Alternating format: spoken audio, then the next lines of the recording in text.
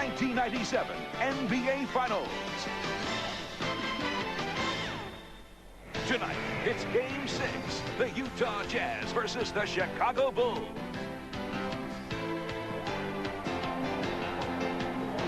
What time is it? Well, the Chicago Bulls making their way onto the court, seeking to close out what would be a 5th NBA championship in the past 7 years. The Utah Jazz, with other thoughts on that matter, they would like to extend to a 7th and final game of this series. Hi, everybody. Marv Albert, along with Matt Gukas and Bill Walton.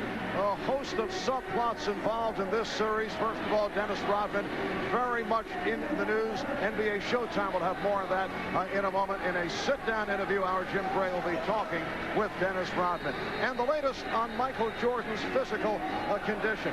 Jordan feeling much better.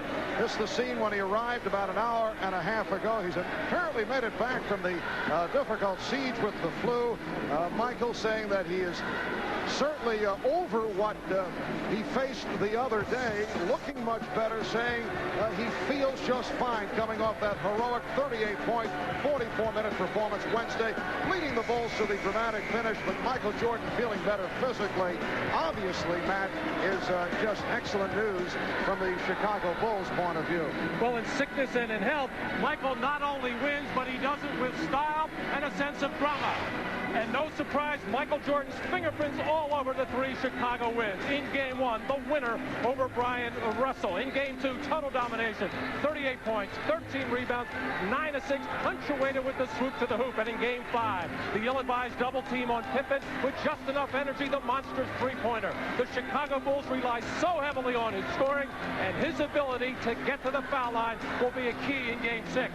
I sense that Michael Jordan is almost out of gas and will make a concerted effort to end it tonight to avoid a 7th game showdown. All right, as for the Utah Jazz point of view, Bill, what can they do to turn it around from the disappointing loss? How do they recover, in particular when they had such a promising start in Game 5? Marv, Utah is repeating almost mantra-like all the cliches of a team standing on the edge of the cliff. Things like, we're proud, we're going to play real hard, we brought enough clothes for a real long weekend. But realistically, the story for Utah is one of missed opportunities, as John Stockton and Karl Malone could not get it done in Game 5. After a dominant start, Karl Malone stayed on the perimeter. They tightened up offensively. When John Stockton got to the hoop, he couldn't finish nor get to the foul line. In the set offense, he often got caught in the air, leading to turnovers. Michael Jordan finishing strongly to Scottie Pippen. When his teammates couldn't finish, Jordan threw it down.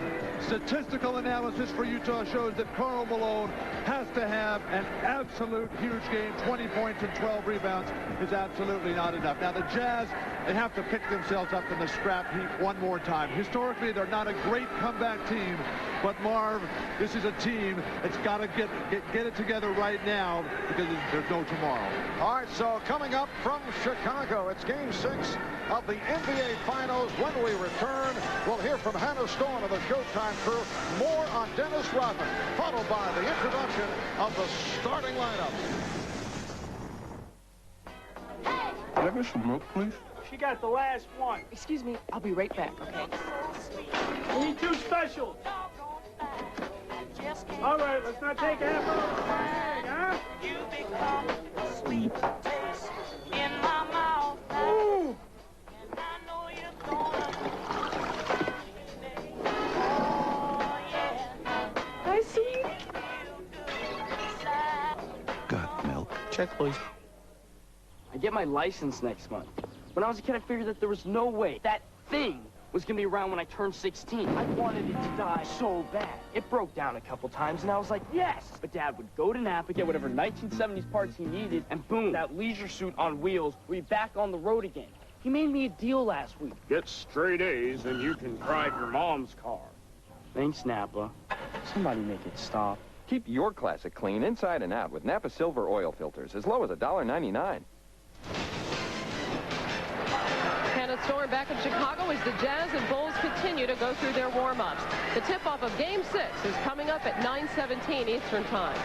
It was a firestorm of controversy set off when Dennis Rodman made derogatory remarks about the Mormon religion earlier this week. Yesterday, Rodman apologized for those remarks, but the NBA fined him $50,000. A short while ago, Rodman reiterated his apology and discussed the situation with Jim Gray. Now, I know it's wrong to say something about someone's religion. I can say that. But I can't see someone finding someone to say something that was, like you say, that I was ill-advised or not experienced in knowing what this religion was. They should have gave me an opportunity to apologize instead of pounding a $50,000 fine on me, which has nothing to do with the NBA. So it has nothing to do with Stern or anybody like that. But again, I am made the scapegoat. Are you sincerely sorry? I mean, you know, it's like I said, I want no one to attack my religion or my heritage. So, you know, what can I do? People gonna look at me and say, well, he's not sorry. He don't give a damn. You know, this and that. So, what can I say? When we sit here and cry, that's not gonna do any good either. So, you have been fined $50,000 by the league. Do you accept that, or will you contest the fine? If I've offended a lot of people, I'm very sorry. The $50,000, I'd rather do, instead of giving it to the league, I'd rather give it to the Mormons and to their religion and their church or whatever, and then that way I can show face and say, hey, you know, I apologize. I was ignorant to the fact of their religion, and you know, hopefully that we can go on and move on. But I guess this will be another strike on Dennis Rodman again. Do you feel as though there is any way, regardless of the outcome of tonight's game, that you will be back in a Bulls uniform next year, or are you finished? I don't know. You know, it's like, you know, I'm playing behind the 8 ball. You know, I've been doing it for the last 4 or 5 years. But do you believe you're finished here? I don't know. I hope not, but I guess that people are making it very difficult for me to walk on the basketball floor, even hold my head up high, because everyone wants to downgrade Dennis Rodman and make him look like he's not, like he's a fool or he's an idiot. So. But aren't you responsible for a lot of this behavior, for acting foolish, for saying things that are not nice, gracious, courteous things, for doing the things and acting in the way you have? Aren't you responsible for that? Jim, you're talking about 2 incidents since I've been in Chicago. This incident and then the kicking incident. And you've headbutted an official. I mean, a lot of these things you brought on yourself. But y'all, like I say, you guys and all you guys here are blowing it out of proportion, okay? I mean, back in the 70s and 80s, guys was fighting and going in the stands and kicking people in. There was nothing going on. Now, all of a sudden, you got a guy like me, and now it's a new rule. Let's do this. Let's do that. Now, Dennis Rodman set a standard. Don't just single me out. Don't do that. I can see in your eyes you're upset about this. You truly are emotional and upset, aren't you? No. No? You're not?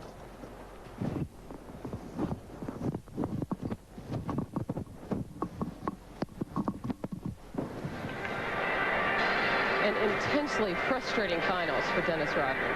I'm joined now by Mike Fratello. And Mike, the Utah Jazz have a different set of frustrations. They blew a 16-point lead at home in Game 5. Then they made some critical mistakes down the stretch. The execution of a team under pressure dictates the outcome of a game. Let's look back at some of the key breakdowns for Utah in game number 5. Michael Jordan had just hit his first free throw to tie the score at 85-all with 46 seconds remaining. With Jordan shooting his second free throw, normally the inside people block out the person closest to them. That allows the third man on the lane to block out the free throw shooter. But in this instance, for some reason, 2 of the Jazz players went after Luke Longley. Karl Malone was left alone to block out the 6'10" Toni Kukoč. If that happens, then one of the guards must know it and come in and cut off the shooter. As the shot goes up, Kukoč does a good job of driving Malone deep into the paint area. So at 6'10", if he gets a long rebound with his long arms, hopefully he can get a deflection. No one gets their body in front of Michael Jordan. So as the ball hits the floor on the paint, Jordan comes up and is able to reset the next play for the Bulls. Well, the next play is a post-up of Scottie Pippen. Does Bryon Russell stay with Michael Jordan, who has 35 points, or go back and double-team Pippen? Russell's decision, go back and double the basketball. That leaves John Stockton to play 2 people, Steve Kerr or Michael Jordan. Jordan doesn't stand still. He's smart. He moves to his left, creates more spacing between himself and Kerr, and just enough room to get the shot over the top of Stockton, and now a 3-point lead for the Bulls. So Stockton comes right back, penetrates the lane, and drops it off to Ostertag so he can finish with a dunk and bring the score back to 1. There's just over 15 seconds remaining as the ball is inbounded to Scottie Pippen. Remember, Pippen is basically a 70% free throw shooter. Karl Malone has 5 personal fouls.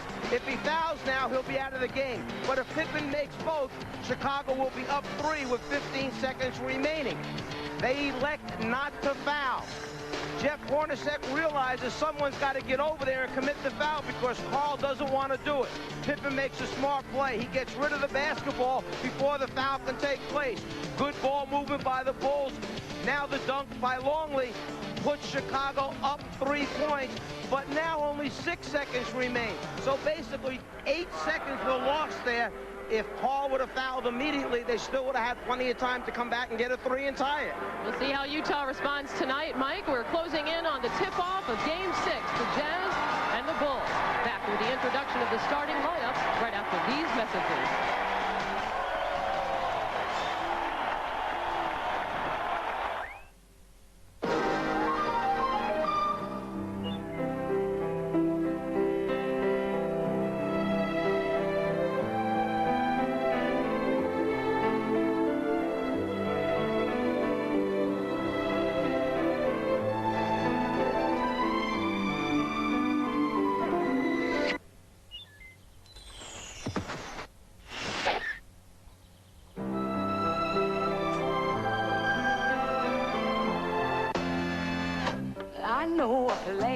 This is not a country for wimps. We invented the cowboy, the jawbreaker, and the quarterback blitz. I'll take you there. And we are rough on our cars. So get a new Chevy Malibu. Your first scheduled tune-up's at 100,000 miles. Engine coolant, 5 years or 150,000 miles. Transmission fluid, forget about it. We're talking the automotive equivalent of Rocky Balboa. The car you knew America could build. The brand new Chevy Malibu. Oh! The Pentium processor with Intel MMX technology gives you full sound, smooth video, and rich colors. So it's no wonder the technicians who add this technology walk with a little extra spring in their step.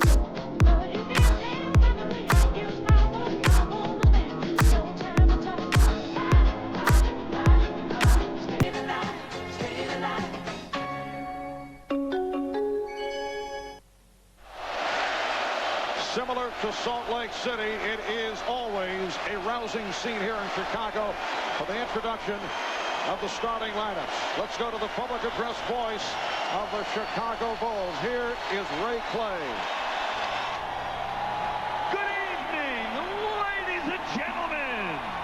The Chicago Bulls welcome the world's greatest fans to the United Center and the 1997 NBA Finals. Tonight's Game 6 is between the Utah Jazz and your Chicago Bulls.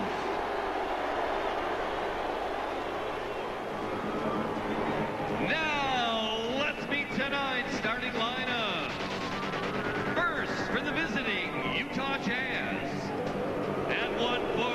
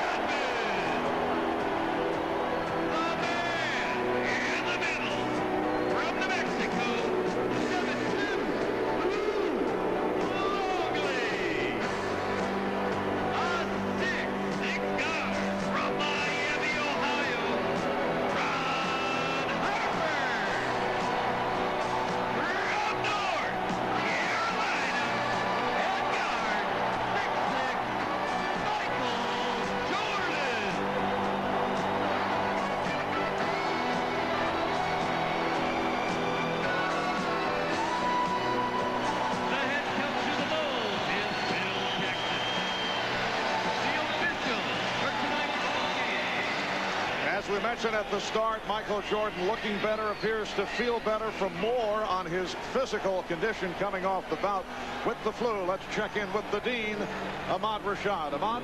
Mark, with these reports, I feel like I should probably be the doctor, but reporting on Michael, he's back in rare form, took yesterday off, rested, was that shoot around today, giving guys a lot of stuff, and so he's back in rare form. He told me that the only thing he was worried about was maybe his rhythm might be a little off. So I suggested maybe have a piece of bad pizza and try to play sick.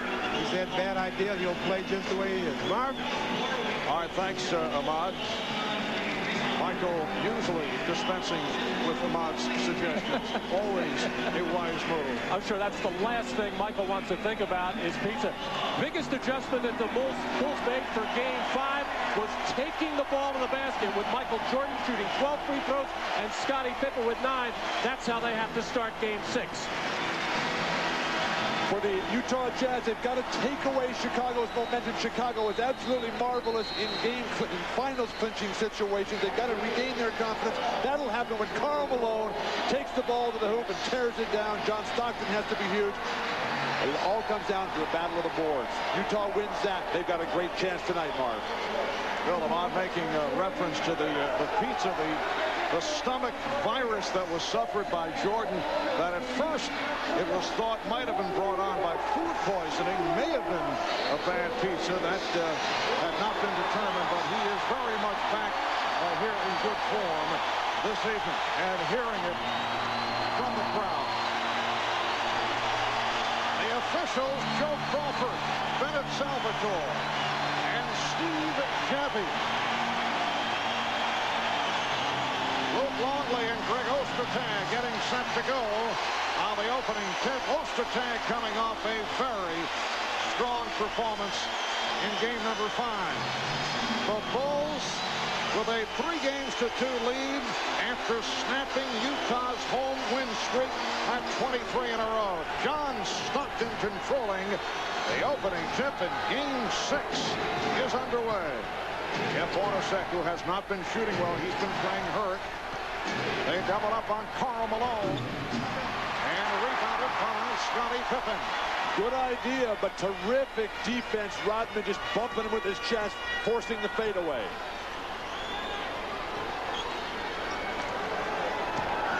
Hopper fires the 3.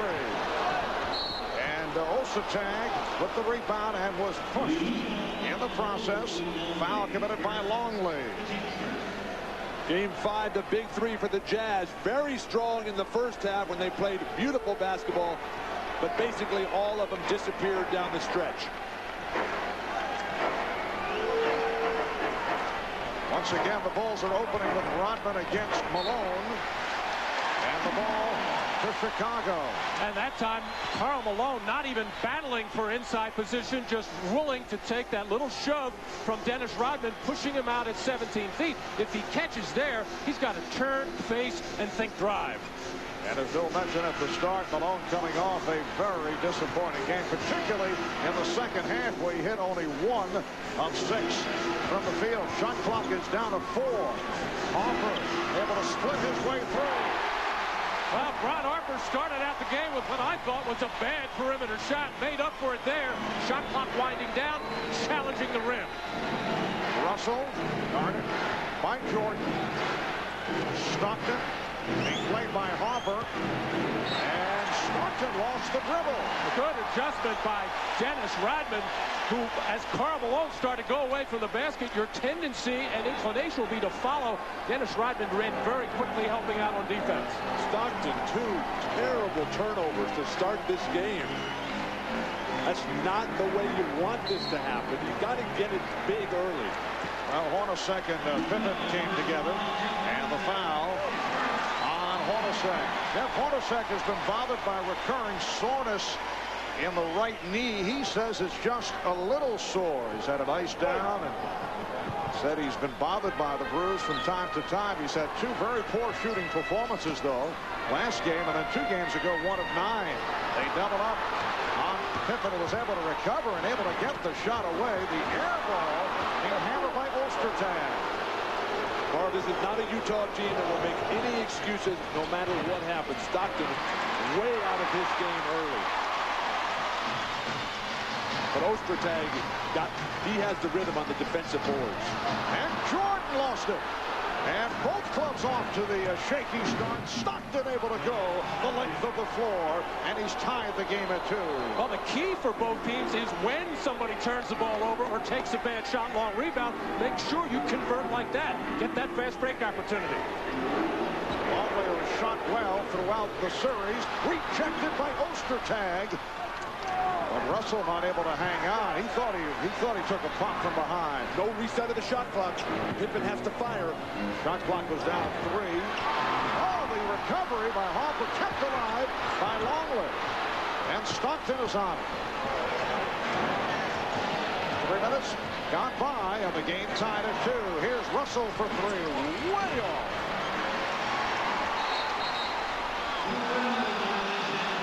Chicago starting slowly, and Utah is not taking advantage of that, Matt. Well, a couple of bad perimeter shots. John Stockton coming down, launching that three-pointer on a fast break. Will do that from time to time. Doesn't call for that right now. You got to challenge the basket. Look to get to the free throw line.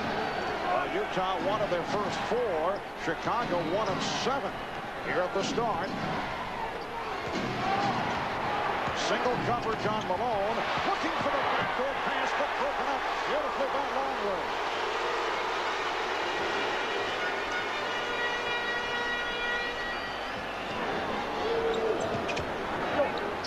Longley not able to handle that pass, and he should have. Well, good pass by Ron Harper, who is the sharpest player on the court early on. Wanted to travel. They thought Russell took the extra step right in front of the Chicago bench. Hornacek fires and immediately looked over at Bennett Salvatore. He felt that he was fouled. Not much happening here at the start. Game is tied at 2. 4 minutes have been played. Rodman for 3. That's the kind of shot that Phil Jackson just abhors. Took him out of game 4 when Dennis was playing with that offensive theory. Malone. Another fadeaway. Not only are these 2 clubs not hitting, but the shots have been way off. Now Jordan met by Stockton. Jordan yet to attempt the shot. Here it is. And Ostertag with the rebound. Oh, both teams totally out of sync. Neither team can get anything going. They actually need a timeout to settle down and try to figure out what exactly they would like to do with their half-court offense. Stockton with the beautiful move to beat Harper off the dribble, and Harper looking around saying, where's the help? Well, it was a totally different angle on the pick and roll, and John Stockton executed it beautifully.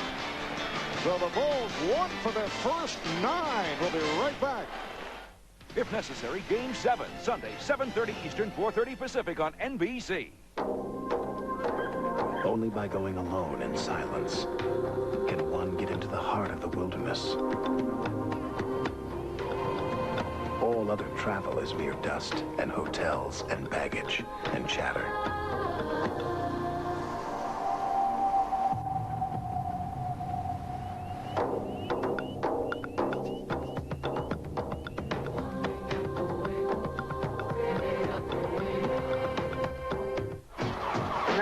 Girl, I had a dream to play basketball. Luckily, I had a mom who told me you can do whatever you want. It doesn't matter that you're a girl. I play for the New York Liberty. I make a living playing basketball. I'm from a little farm town, so it's going to be very different for me. I'm going to have to be on my own and learn how to live. New York is my new city. This is my home. You can be feminine and you can be athletic at the same time. People accept that. We're showing girls that they can be whatever they want to be. The images they see aren't just going to be models walking down the runway, but women running down the court with their braids and sneakers. Women are really out in the front. Reebok has supported them since day one. I am Rebecca Lobo. Watch out, New York! 4-letter word was everyone screaming in this tiny Los Angeles club on June 4th? Bush.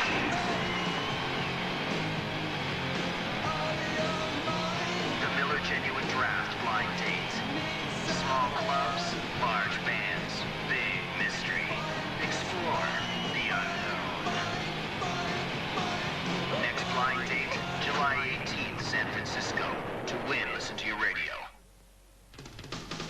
NBA on NBC is brought to you by Miller Lite, who reminds you that anything can happen at Miller time. By Chevrolet Trucks, the most dependable, longest-lasting trucks on the road. And by Reebok, helping athletes perform at the top of their game.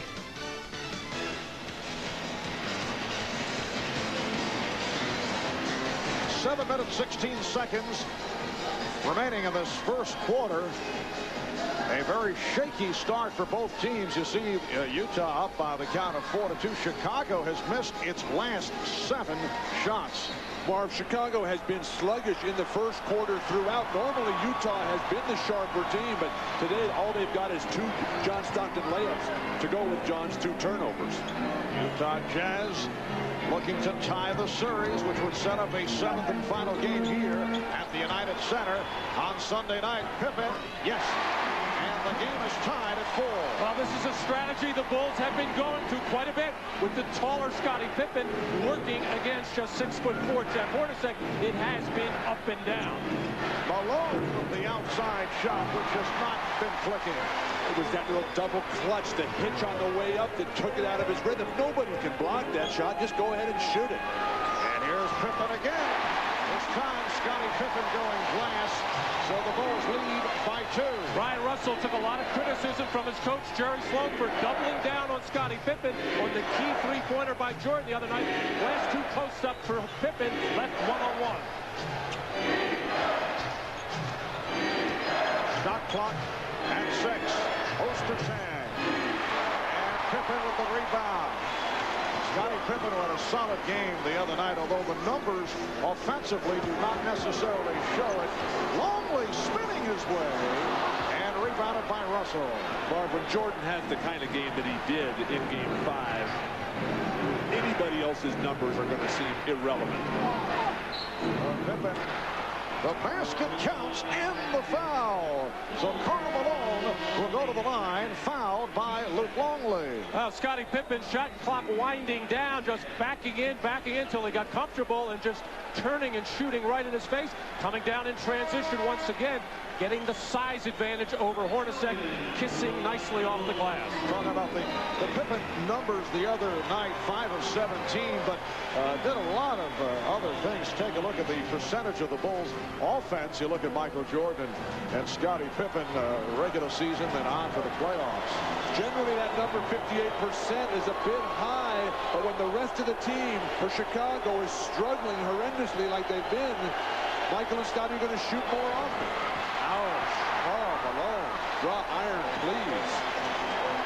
The game is tied at 6, and Bryon Williams again has entered early. Luke Longley once again in early foul trouble. Just picked up a second personal. Now Jordan trying to go to work on Russell, and he got it. Still pretty good defense by Bryon Russell, thinking that Michael Jordan wants to penetrate, go to the basket. Backed off a little bit, going to see if he can make some perimeter shots. He got the first one. You can't play him any better than he did. Jordan just too good. Howard Isley has come on, replacing John Stockton. Malone with the move to draw the foul. Karl Malone headed back to the line. Now Michael thinking drive, but Bryon Russell backing up, daring Michael to take that shot. And so far in this series, Bryon Russell has had a number of facials with that jump shot, but you'd rather see Michael make them from the perimeter before he gets some dunks at the basket. Bryon Williams called on the foul. Here's Malone, who barely caught a piece of the rim on the first attempt. Karl Malone at the free throw line. In the postseason, the wins, he gets to the line a lot and makes them. In the losses, a lot fewer attempts and can't seem to find the range. Well, anytime so far in this first quarter, Utah has run a pick-and-roll type of play. They have got a good-looking shot. Everything else has looked very poor. They should stay with that pick-and-roll. As we come up on 5 minutes remaining in this first quarter, the score is tied at 8. Pippen had it knocked away by Malone. Karl Malone, first-team All-NBA defense, as well as the MVP, his best play of the day. Hornacek with the open shot. That's his first field goal. The Jazz 10 and the Bulls 8. Hornacek can be a valuable offensive contributor if Malone has a huge game and draws multiple defenders. technical foul. A hold on Malone. That is his first. On the pick and roll for Chicago with Rodman, Karl jumps right out and pops it away. That led to a little triangle offense for themselves. Utah and Hornacek, that shot will go down virtually every time. And here's Jordan. Yes. And you can see Michael Jordan looking sharp here in the early going. Not appearing to force shots. He's attempted only 3 and 2 of 3. Hopper on that foul. And then Isley and Williams had words. And Steve Jaffee may have called a technical. It was a totally unnecessary play by Bryon Williams. The ball had been whistled dead. Isley's penetration. And after he stopped, Bryon Williams came over and put a forearm right into the neck and head of Howard Isley. Well, Howard Isley has been such a key player. Oh, yeah. Well, it looked like Howard Isley anticipated some kind of physical contact, which he got. He had his arm up as well. So a technical foul on Bryon Williams. Howard Isley has been so effective in his first stint off the bench, which is usually halfway through the first quarter. In fact, in Game 5, he engineered a 14-1 Utah Jazz run. Hey, Jimmy, nice call. Another good call. It's the Jazz 11 and the Bulls 10. 4:20 remaining in this opening quarter. Marv Albert with Matt Dukas, Bill Walton, Bob Rashad, Jim Gray. Isley with a nice move and then pops it back out. Here's Russell for 3. Yes. Ryan Russell has hurt the Bulls from the perimeter. He's been hurting them with the shot from downtown. The Jazz up now by 4. He'll get a lot of those shots, Mark. He cannot ever hesitate. Williams with the step and a facial. Well, when you're guarding Bryon Williams, you think of him as a left-hander, but he has developed a good move going to his right and has had a number of them in this series. And Bryon playing at a higher level of intensity than any front court player tonight. Isley was way off and it led to the loose ball foul. It's against the Bulls. Well, Bryon Williams actually turning, facing on Ostertag, had his head down. Tough to make a move like that, but Bryon Williams is just so much quicker than Greg Ostertag, even though his fundamentals weren't correct, able to beat him with quickness. But Ostertag doesn't seem to flex his knees when he plays defense. He stands there and waits and then tries to react rather than anticipate and dream about what the offensive player is going to do. Foul on Williams. That is his second, number 5. On Chicago, 15 foul on the Bulls. So Ostertag on the line. Javi trying to calm Bryon Williams down. Just play your game. Forget about the rest. Forget about the other team. Dennis Rodman knows all about Steve Javi and Joe Crawford. He has had his problems in the past. So far, Dennis Rodman keeping his head in the game. Dennis Rodman coming off a very emotional interview earlier on the Showtime portion of our telecast in a sit-down with Jim Gray, and Rodman fined a record $50,000, as you know, by the NBA yesterday for those derogatory comments he made about Mormons just a couple of days ago in Salt Lake City. Here's Pippen. Some concern here in Chicago that he might have been suspended. Well, Jim has a way of making people cry. Oh, I see. A 3 for Hornacek. And the Jazz up by the score of 18-12. I think we'll learn more about the Rodman situation. NBA Commissioner David Stern will be the guest on the Prudential halftime report. Pippen. Scottie Pippen going to the left hand, rebuffed and foul. Hit by Ostertag. 2:49 remaining. First quarter. We'll be right back. It's time to set the record straight on resale value. In full-size pickups, there can only be one king of the hill. There is, and his name is Chevy.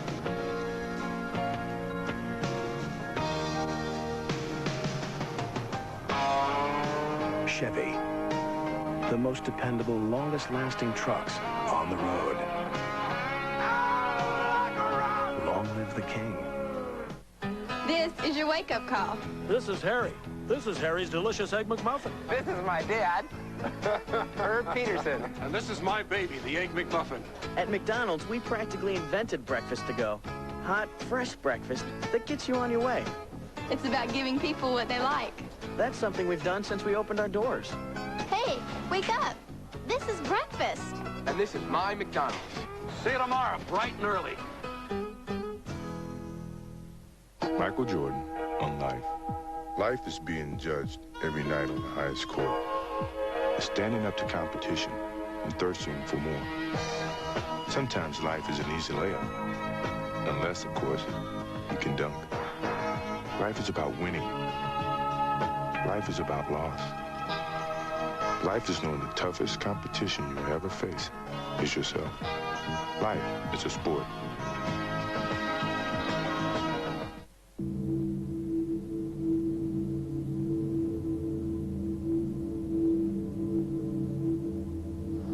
Burglary.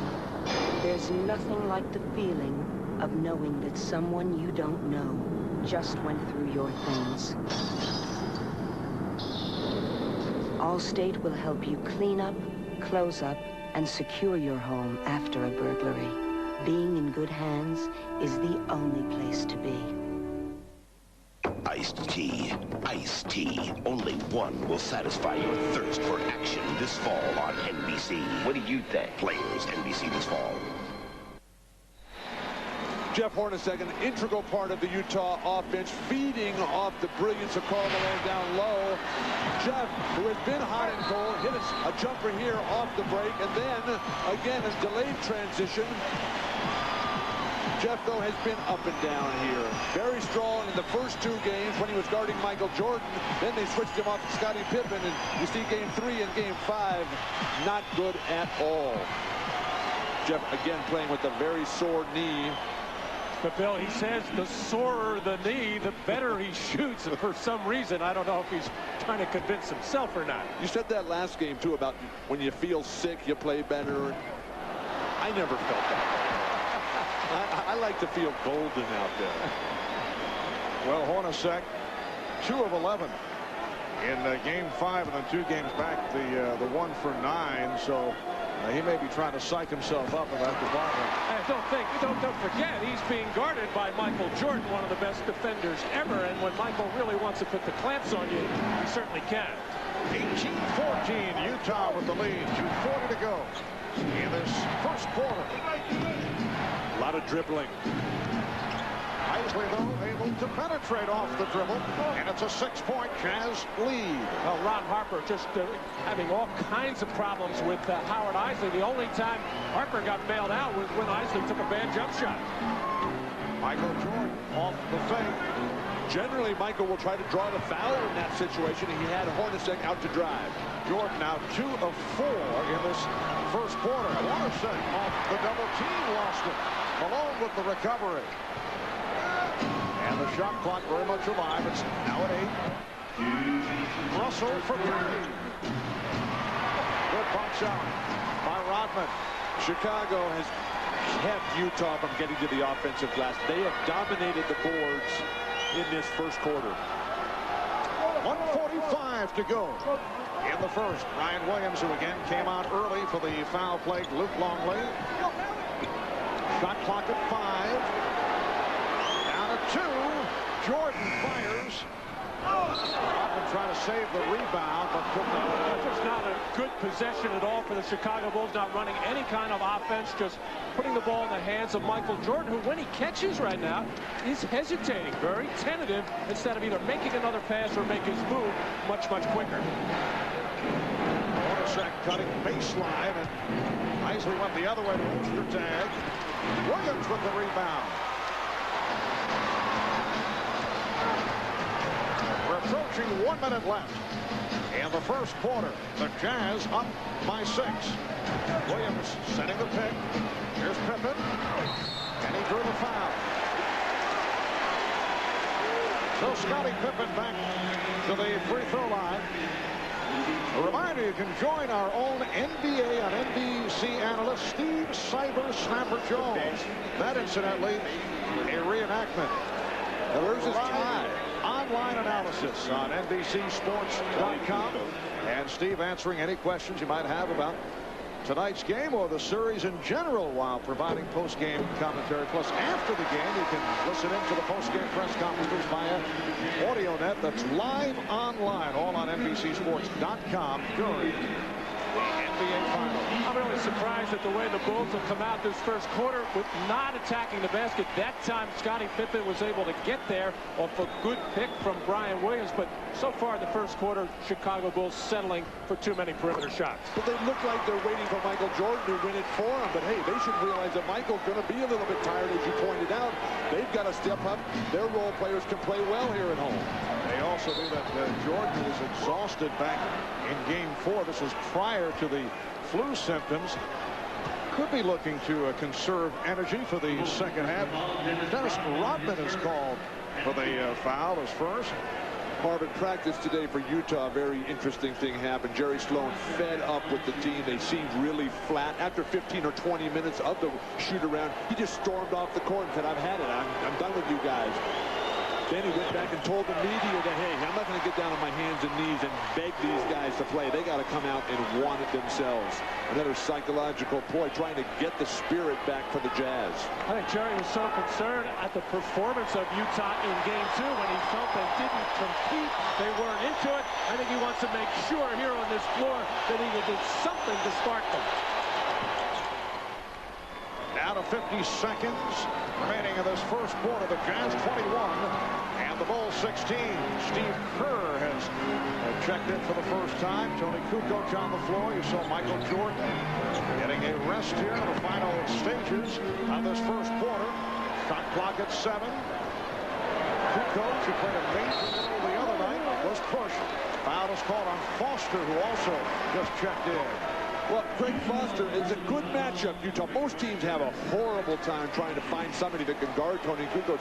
Greg Foster can do it. He just had bad footwork, allowing Kukoč to come left across the middle, force him baseline. What a break, especially since Toni Kukoč has been unable to dribble and make any kind of penetration. He has become almost exclusively a three-point shooter, and with only 4 seconds on the shot clock, a very poor foul.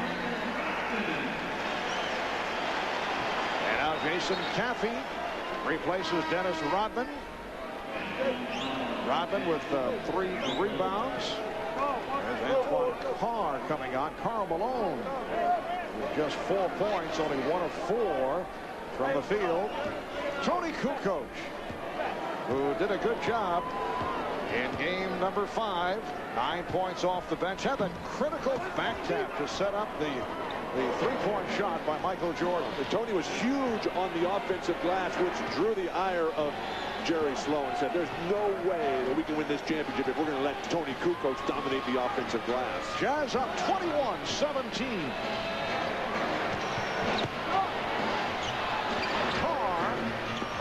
Antoine Karl with a nice turnaround move down to 8 seconds in the quarter. Pippen checking the clock, puts moves on, got the step. Rebound Hornacek, and time runs out in this first quarter. So a strong start by the Utah Jazz here in Chicago. After 1, they are up by 6 points. 1 quarter in the books in Game 6 of this best-of-7 NBA Finals Series. You are watching the NBA on NBC.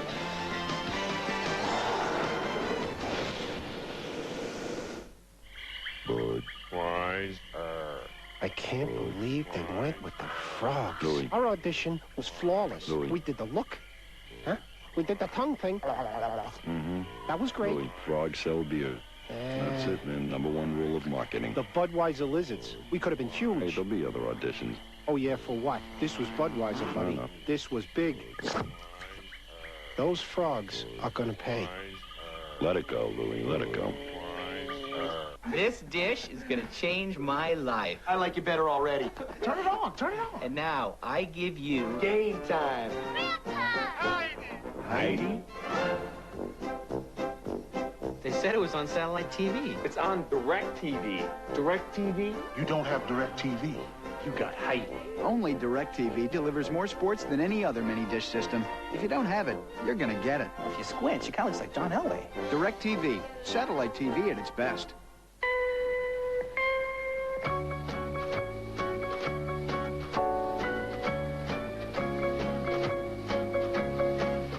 Chevy Venture gives you flip and fold seats, because you never know when a little extra room is going to come in handy.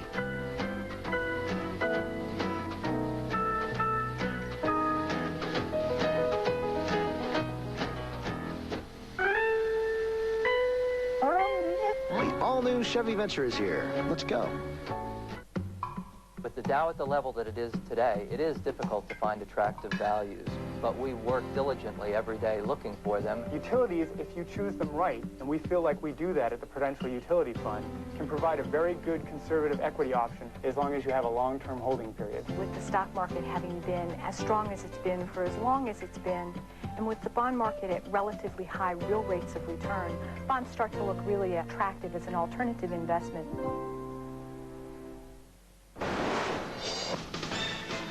You're watching the NBA Finals on NBC.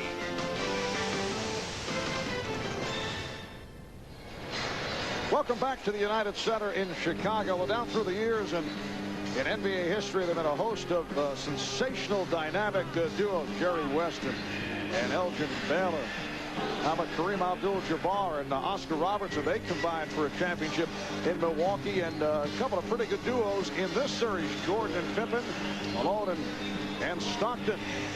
Well, tonight, a look at the four future Hall of Famers. Michael Jordan starting off in low-key fashion, 2 of 5 from the field in the first half. See Scottie Pippen, 2 of 5 for 8 points. Karl Malone only 4 points, and John Stockton with 4. And a foul is called. Foul on Russell. Let's check in with Jim Gray. Jim? Thank you, Marv. Just following up on Bill's story, when Jerry Sloan walked out of practice this morning, spoke to Karl Malone. He said he guaranteed me that he and his teammates would not be making any token appearances tonight. They fully expect to win. Said he was glad that he walked out because he didn't need anything said to him. He said, if you're not ready for this game, you better get into another business. But there is one thing that's interesting to point out, Marv. The Utah Jazz have only won 17 road playoff games in the past 14 years. Compare that to Houston in 1995. They won 9 in that playoff series. Marv? All right, thanks, Jim. Well, numbers are always intriguing until those streaks are stopped. I don't know if you can put those numbers on this Utah team. And what happened last year, 5 years, 10 years ago, has absolutely nothing to do with the Bryon Russells, the Greg Fosters, the Howard Isleys of the Utah Jazz. Means nothing. Shandon Anderson not able to hit. Jim should not take this personally. But the numbers for Karl Malone are not encouraging. A 1-for-4 start. When you have a disappointing game, maybe the biggest game of your life, Game 5 in Utah, the whole scene set for you to dominate, and it doesn't happen. You got to come out the next night and throw it down. Game 5, first half, Karl Malone. Very good, 13 points, 3 rebounds. Second half, just 6 shot attempts, only one of them made, and that was a layup. Shandon Anderson made his return in Game 5. He missed the 2 previous, remaining with his family in Atlanta following the death of his father. Played just briefly in Game 5. Very slow, looking to get him back into the rotation. He's been a very important player for the Jazz. Antoine Carr picked up the foul. That's his first. Judd Bushler has checked in for the first time, as has Chris Morris. Now, Chris Morris really hurt the Bulls in Salt Lake City in Game 5. 3 3-pointers by Morris. Jordan posting up on Anderson. Finally, a Utah Jazz defender didn't go for a head fake on Michael. But a very slow start by the Bulls. They are trailing 25-18. Anderson had the step but could not convert.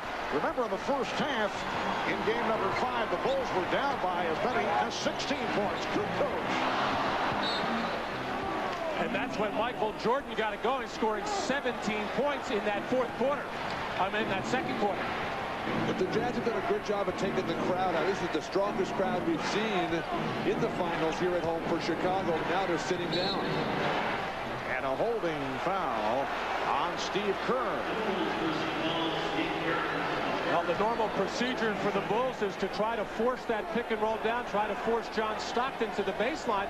However, when Steve Kerr is guarding Stockton, he mixes it up. That's got to be very tough for your weak side defenders. Air ball fielded by Jordan. Minute and a half gone by in the second quarter. The Bulls in the midst of a drought. They have missed their last 6 shots. They're trailing by 7. Luke Longley trying to get it to Michael Jordan. Backcourt violation. Jordan had to make the play to prevent the fast break. Had Anderson picked it up. Well, the collapsing defense of Utah has been terrific. Phil Jackson, normally so calm, so poised in these situations. Game 5 Friday night, he was up the whole game, yelling, screaming, directed the team. All right, here's a three-point attempt by Morris. The Bulls only 6 of 21 shooting, 29% in this first half, and they've turned it over 5 times. Stockton's so tough, bumping guys out of their cuts. Oh, Longley had nowhere to go. And here comes Anderson, putting moves on Kerr, and he drew the foul. So Shandon Anderson is headed back to the line. Timeout called by Chicago. Inside Stuff, Saturdays on NBC.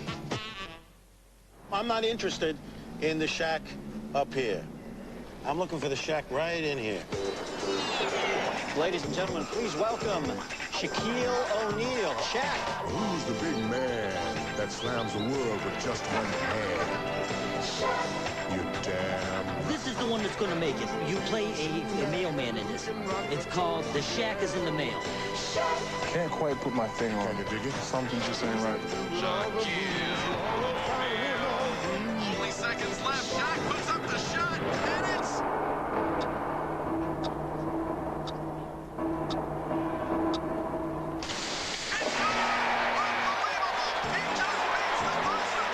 That's what I've been missing. Don't even think about it. But let's do lunch. Pepsi. Generation Next. Can I just have a baby? No. Come on. It's embarrassing for you. With its heavy-duty payload and towing capacity, you've got yourself a full-size truck. A Toyota T100, ready to go to work. Yet offers a surprising level of comfort and sophistication. Mama, don't let your babies grow The full-size T100 Toyota trucks always come through. The NBA on NBC is brought to you by Pepsi, who invites you to join Generation Next. By Toyota and their full line of trucks. Toyota trucks always come through. And by Castrol GTX, the most protection against volatility burn-off. We are approaching 9 p.m. here in the Chicago area. Beautiful 77-degree night. And these aerial views of the Windy City being brought to you by Goodyear. John Stockton does so many things to help his team. They go unnoticed, unrecognized in the stat sheet. Here he's going to come down when Luke Longley tries to make a play at the hoop and confuse Luke to throw it into the backcourt, causing the violation there. And then fighting through a pick, playing a little bit of pinball with Steve Kerr, bumping him off his footsteps, his rhythm, and then Bushler comes back and says, quit picking on my guy. Stockton takes the hard forearm. And then Jim Gray reports from the Utah huddle that Sloan uncharacteristically in Stockton's face saying, push the ball, don't slow down, because normally Jerry does not say a word to Stockton or Karl Malone. Chicago's triangle defense has been absolutely ugly, mainly because Utah's defense has been so aggressive. Chicago has to go to their spread the floor, get some driving lanes, get some good passing lanes. The Bulls have gone over 6 minutes without a field goal, trailing 26-18. We are early in the second quarter. 2.5 minutes have gone by. Ryan Williams working his way on Antoine Carr. And it's all Jazz to the board. That triangle offense just turns into one-on-one basketball. Very difficult to execute in playoff basketball. confusion on the state of the Jazz. Stockton settles him down, calls for his pick. Finds the open Foster. Oh, way off. Watch your face. And Scottie Pippen. Oh, terrific job by Bryon Williams, who fumbled that rebound, but out of the corner of his eye, knew that Scottie Pippen released on the play, able to recover, and threw the ideal pass. Bulls went 6 minutes and 52 seconds between field goals. Now trailing by 6. Kukoč went for the steal. He gambled, but could not come up with it. And Shandon Anderson has been a presence off the bench. He now has 5 points. The Jazz are up by 8. But a little bit of tentative play by the reserves for Utah. Uncharacteristic, because they have been strong throughout the playoffs. Michael Jordan adjusting the shot, and he drew the foul. Well, a wild shot by Greg Foster, and just a good job by Bryon Williams to follow that. Usually they're tough to catch. They usually hit you in the head.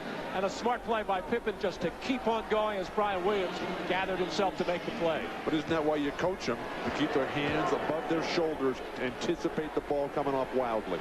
Foul was called on Anderson, putting Jordan at the line. A reminder, NBC Sports will continue its coverage of the 97th U.S. Open. That's tomorrow, 12:30 p.m. Eastern, 9:30 a.m. Pacific, right here on NBC. British Open champ Tom Lehman moving into a 1-stroke lead, 4 strokes behind Tiger Woods, who has played his way back into contention with a round of 67 earlier today. Our coverage continues tomorrow, 12:30 p.m. Eastern, 9:30 in the West, right here on NBC. And the foul is called on Pippen for Scottie Pippen, his first. That was terrific execution by the Jazz. Shandon Anderson setting the hard pick on Bryon Williams to get Karl Malone positioned in the paint. And when Karl Malone gets it like that and the pass is delivered, first of all, he should have made the shot, although Scottie Pippen came over to mess it up.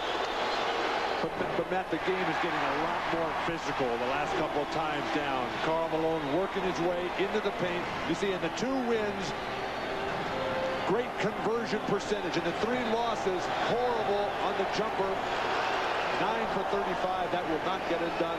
The shot's not falling. Get back to the basket.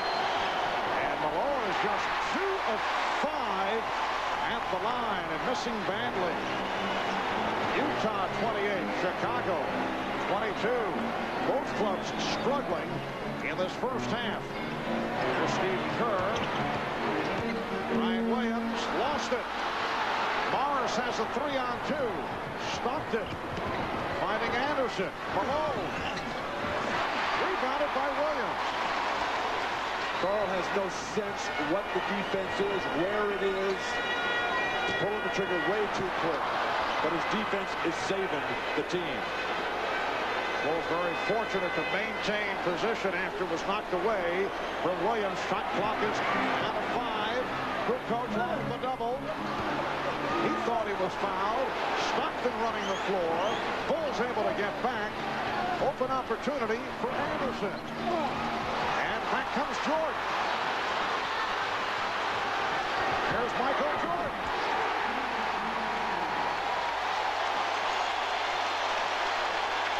So the Bulls are within 4, and the Jazz want to talk it over.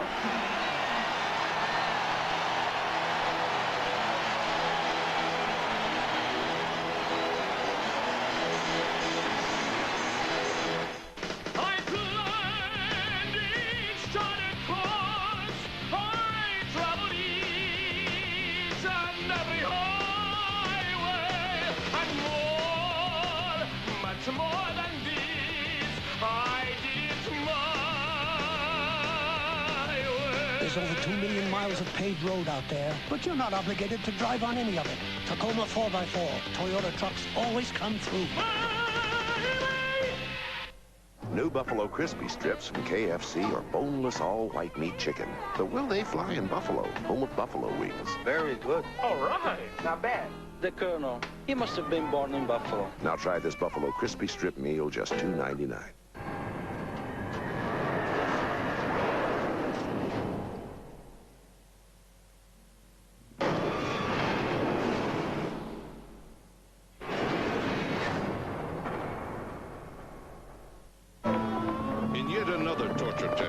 drained the oil from this car and added just this much Castrol Syntec. We then ran it over 100 miles per hour and waited and waited.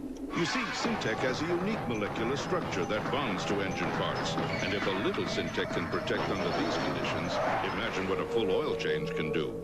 Castrol Syntec protects in ways other oils can't. And now, try Castrol Syntec Power System, a new kind of fuel system treatment.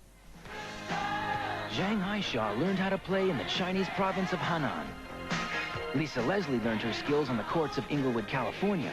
At 6'8", Zhang Haisha has had a huge influence on Chinese basketball. At 6'5", Lisa Leslie has had a huge influence on U.S. basketball. Lisa Leslie is a part-time model. Zhang Haisha is an expert knitter.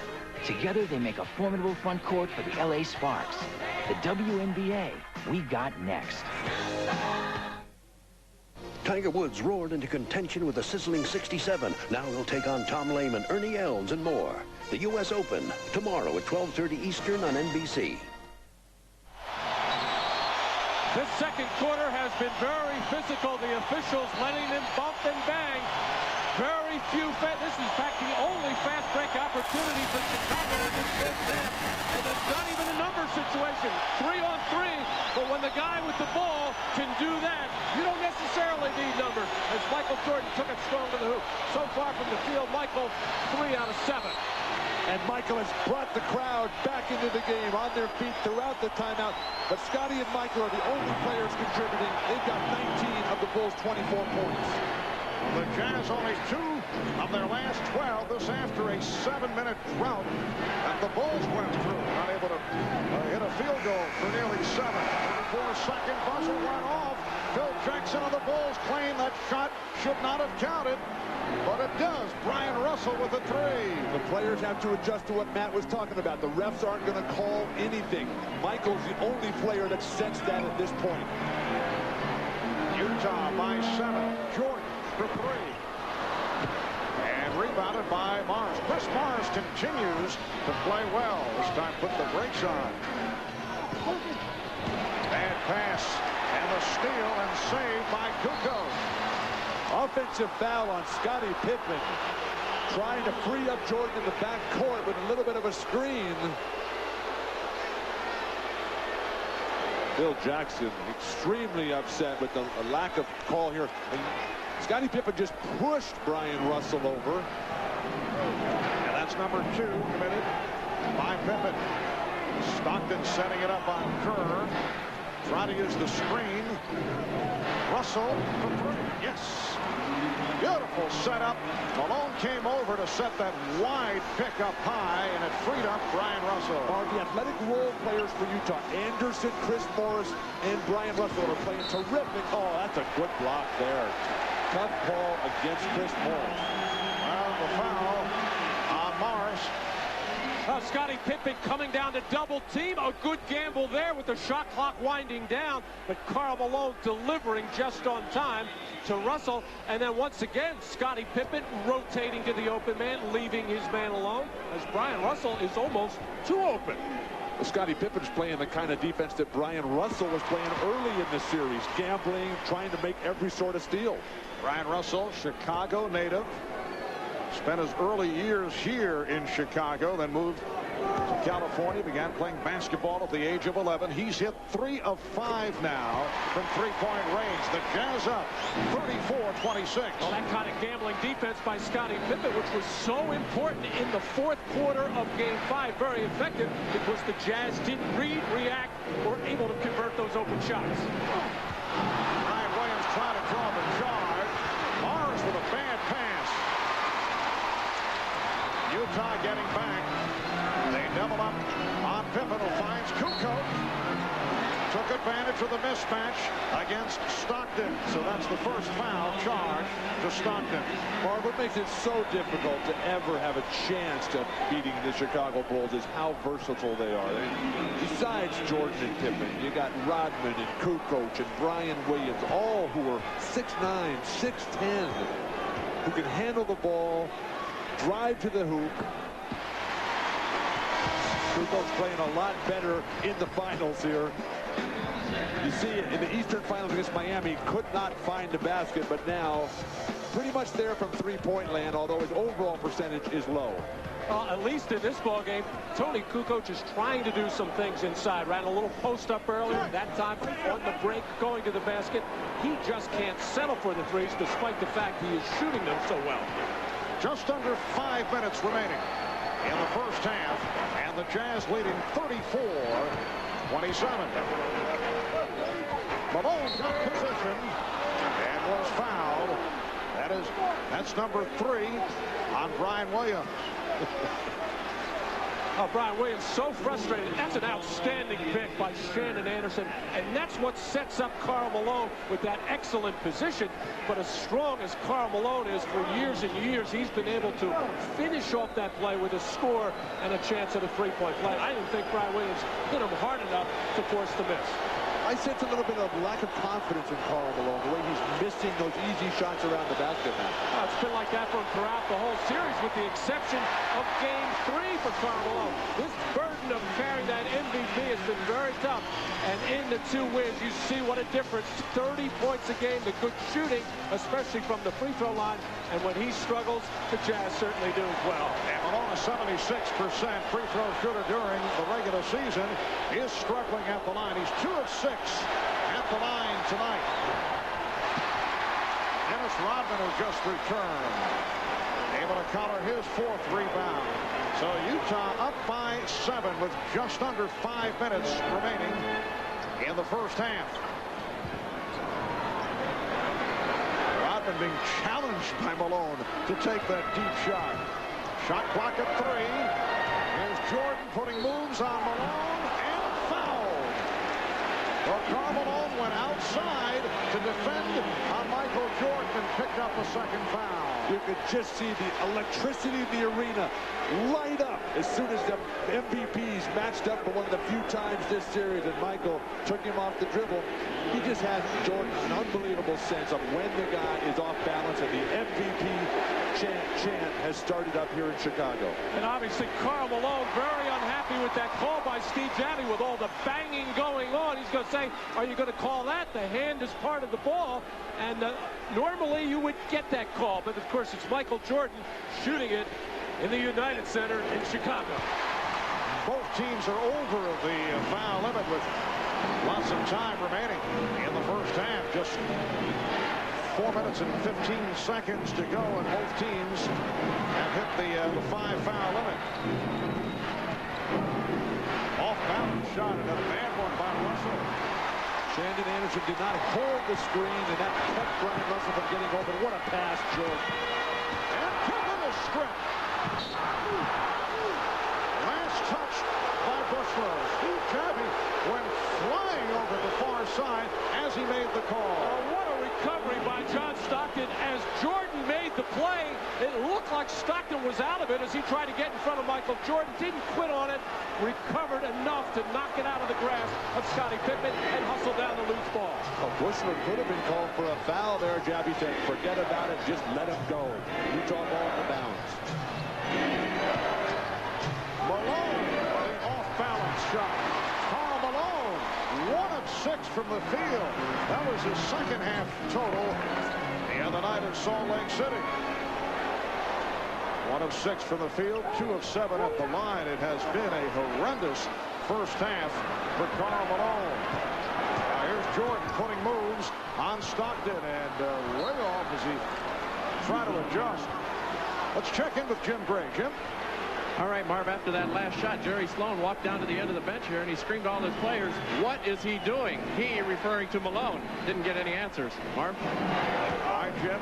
Chicago actually in the midst of a 5-0 run, cut into a 10-point deficit, but John Stockton able to put an end to that run. Stockton has 6 points. The Jazz leading 36-29. 3:03 to go in this first half, and the Bulls take a timeout.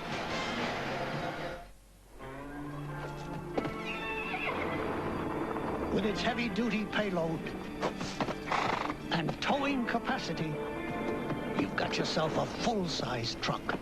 A Toyota T100, ready to go to work. Yet offers a surprising level of comfort and sophistication. Mama, don't The full-size T100 Toyota trucks always come through. The forecast, no more than a somewhat educated guess. Those who trust it often wind up in the wrong place at the wrong time. Unlike others, we don't rely on reports of clear skies or dark skies in the market. Our mutual funds rely on simple, clear strategies that seek performance through discipline. We have no use for weather reports. We are not in the guessing business. Aim. Invest with discipline.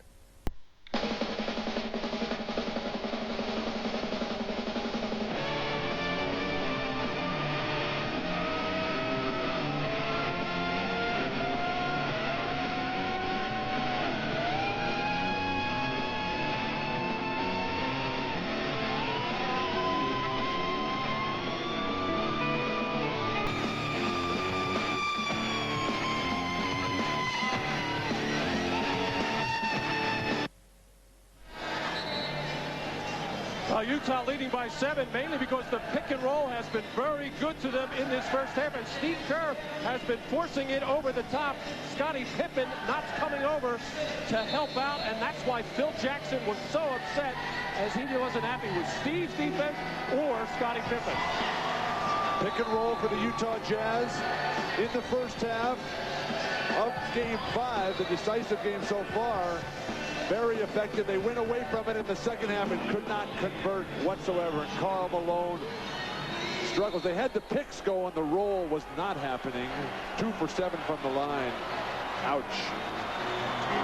Utah up by 7. How about Chicago with 29 points and just under 3 minutes remaining in the first half? Jordan for 3. Yes. Still tough to get a feel on the physical condition of Michael Jordan, who's coming off the flu, very queasy the other day. 4 of 10 from the field, 5 of 6 from the line. He has 14 points.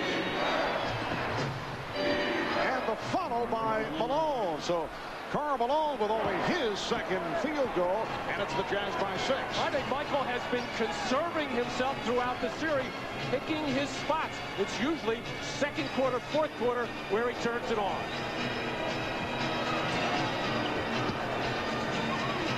Shot clock at 5. Pippen being bothered by Hornacek. Pippen had to release it. The shot clock rolling down to 1.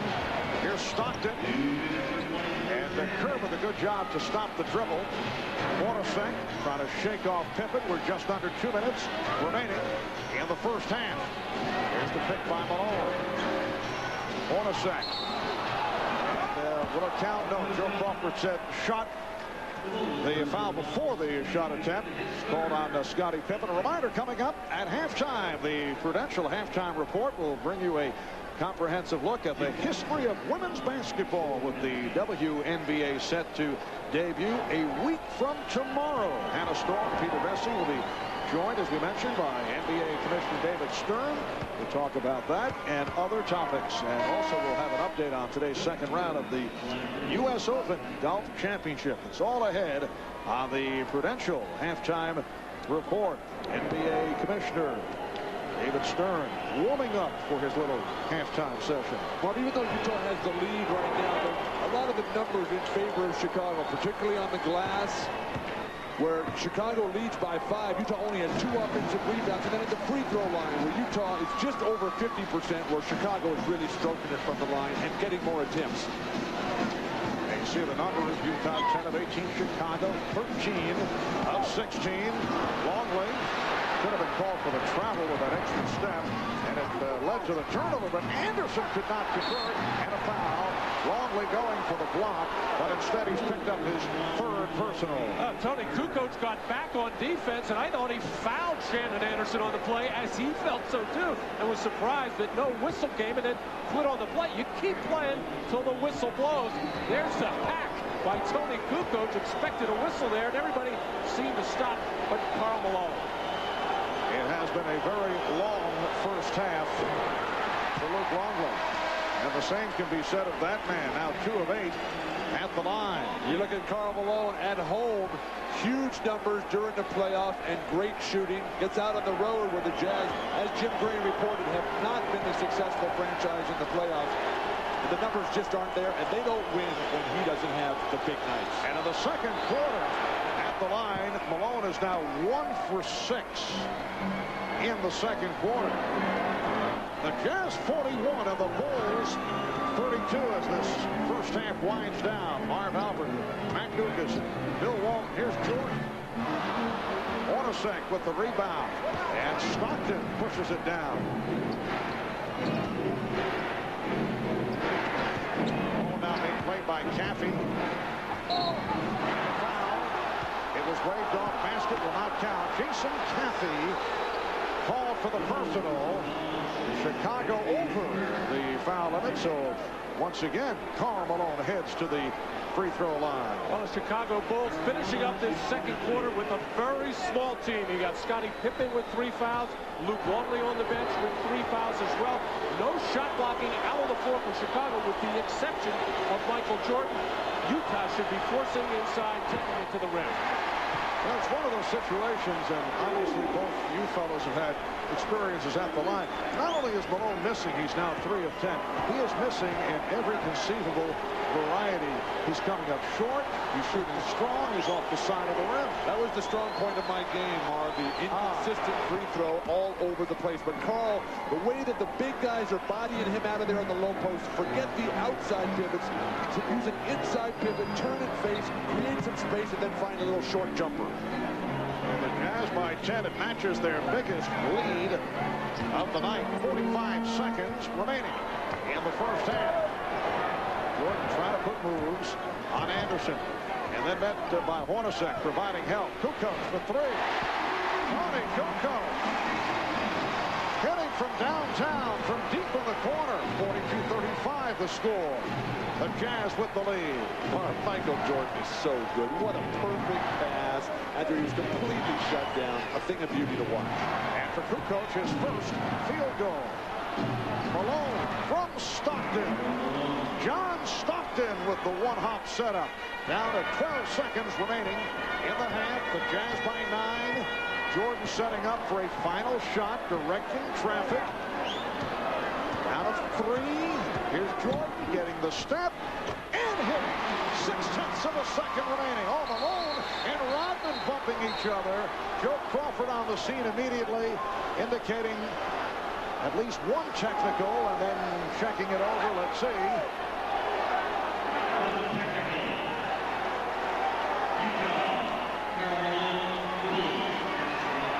Well, it's a double technical on Malone and Rodman. Well, Karl Malone came into this final series saying he was not going to let Dennis Rodman get into his head. He was going to ignore him in every situation. 0.6 of a second remaining. They just walk it out as Karl Malone continues the discussion with Joe Crawford. Well, as Michael Jordan taking that last shot of the half, Karl Malone, as he has been doing throughout the series, keeping Rodman on the board. But it looked like Rodman pulled in his shorts as that ball went through the basket, and finally he got the reaction from Karl Malone he's been trying to get all series long. Michael Jordan with 12 of his 16 points in the second quarter. Karl Malone with 10 points, but not shooting well. The score at halftime, the Jazz 44, Bulls 37. Hannah and the halftime report in a moment. As teammates, we won Olympic gold in Atlanta, but now we're rivals. Don't miss history. The WNBA debut June 21st on NBC.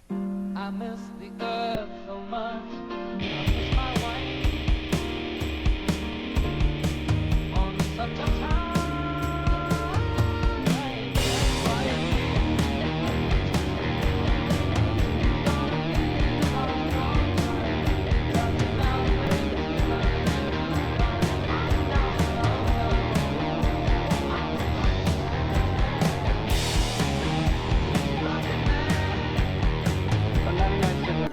We have nuggets for 99 cents. We did. We don't now. We'll be back in November. Would you want to wait? No. Only Wendy's 99-cent super value menu has delicious choices like all white meat chicken nuggets. And they're always 99 cents every day. In aims to answer the call of the wild, one must soar with the grace and ease of the majestic eagle.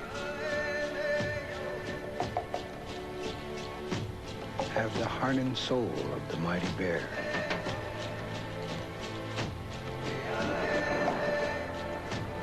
always seek comfort in the great outdoors.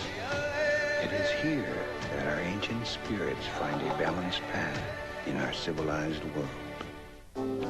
You don't see this every day, but you do see Wendy's 99-cent super value menu every day with our junior bacon cheeseburger, Caesar side salad, or crispy chicken nuggets, and they're always just 99 cents. No strings attached.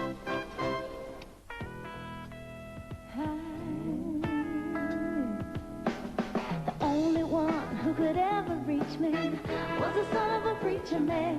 The only boy who could ever teach me was the son of a preacher man. He was. Oh, yes, he was. Now is the time. This is the place. This is the time. Dr. Pepper. This is the day. Michael Jordan. Grant Hill. Scottie Pippen. Patrick Ewing. John Stockton. Nothing but net. Now that's something I tried to avoid.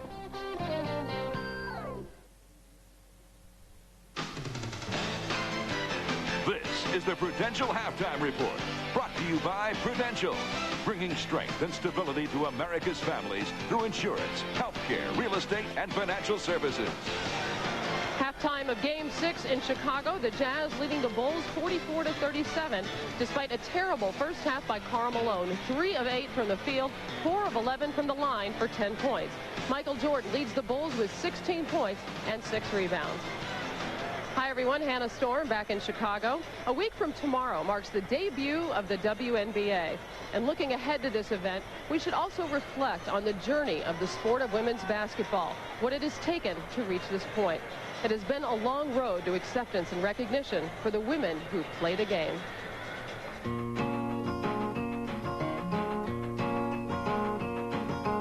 Basketball's creator, James Naismith, called it the perfect game for women.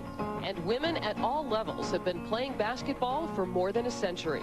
But Lucille Cavalos, a former college coach, remembers a time 50 years ago when women weren't supposed to play basketball. My mother didn't want me to play, and I used to hide my sneakers outside the house and tell her I was going to see a friend, and then I would take my sneakers and take the train down to Governor's Island to play a big game. Although society disapproved of women playing an athletic, aggressive, and competitive game, pockets of popularity remained. In Iowa, the girls' state high school tournament has been held every year since 1920. In Tennessee, future Hall of Famer Nero White packed local gyms, leading Nashville Business College to AAU glory.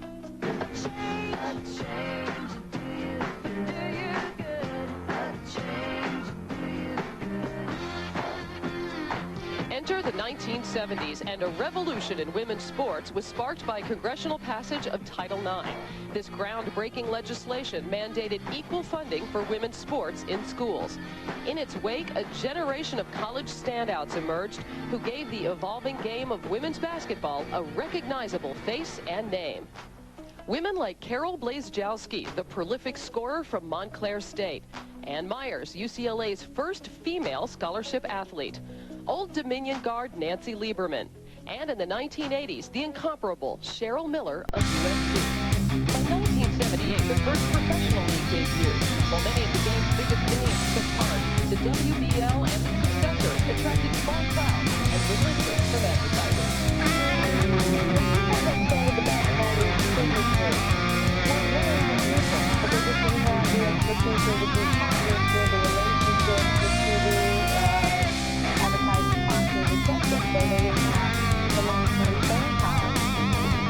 While the pro game quickly collapsed, women's college basketball was thriving in the 90s, thanks in large part to Connecticut's perfect 35-0 season in 1995, which captured national media attention and piqued newfound public interest in the women's college game. You saw certain colleges breaking huge attendance records. And, you know, then you have Cheryl Swoops get, you know, well before the Olympics, she gets her own shoe deal. And then it was just a trickle-down effect, and now it's exploded. By 1996, the women's sports revolution had come full circle. In 1971, just 1 in 27 girls participated in high school sports. Today, 1 out of 3.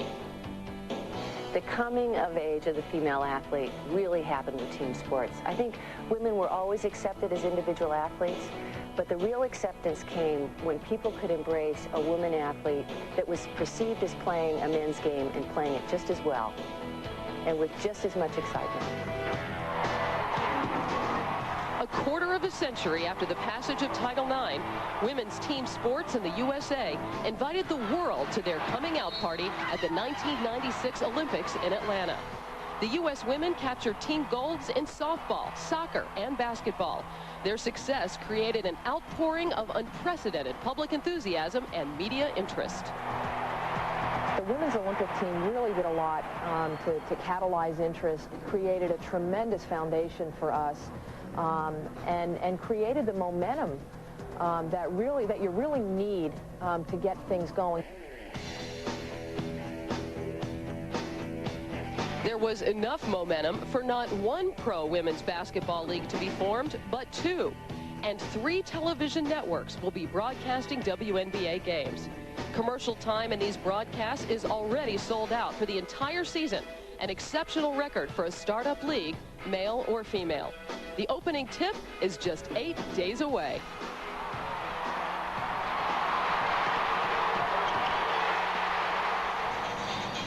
And making a huge commitment to this new league, NBA Commissioner David Stern, who joins us now. And David, I had a chance to be in Houston for a preseason game between Houston and Charlotte the other night. Overtime game, big enthusiastic crowd.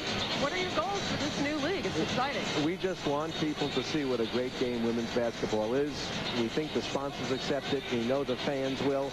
And we're trying to get maybe 4,500 people a night in our initial season to test this game. And we know they're going to love it and come back for lots more. And we'll see more than 8 teams then if it's successful? Oh, Val Ackerman and her group are busy planning for the next wave of expansion, because there are many more teams, NBA teams, that would like expansion franchises than we have available at the present time.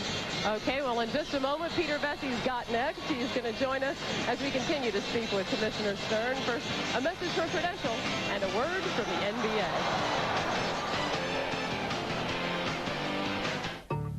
Prudential, I think, has realized that the public wants more than just a number cruncher. Your clients want to know that you care about them. Honesty, that's the biggest tool we can use in building relationships. And I think that's a paradigm shift for our industry where Prudential is really leading the way. Prudential, on the one hand, is a company that's been here since, I guess, 1875. It's strong. It's going to be here tomorrow. But on the other hand, it's changing, and it's meeting the needs of the people today and beyond.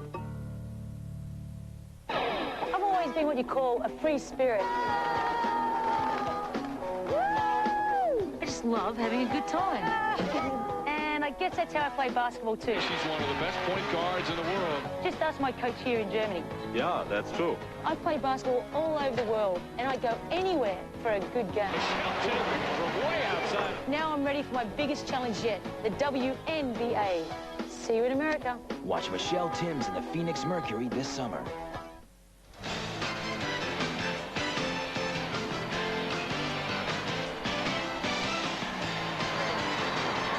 Welcome back. Peter Vessey joins us now, along with NBA Commissioner David Stern. And David, before the game, we heard from Dennis Rodman. You issued the largest fine in league history, $50,000, for his derogatory comment about Mormons. That took about 4 days to come to that decision. Why did it take so long, and why was there no suspension? Your thoughts of that? Well, we established a precedent earlier in the year. We thought that Dennis's sort of utterance and re-utterance of his remarks twice merited the $50,000 fine.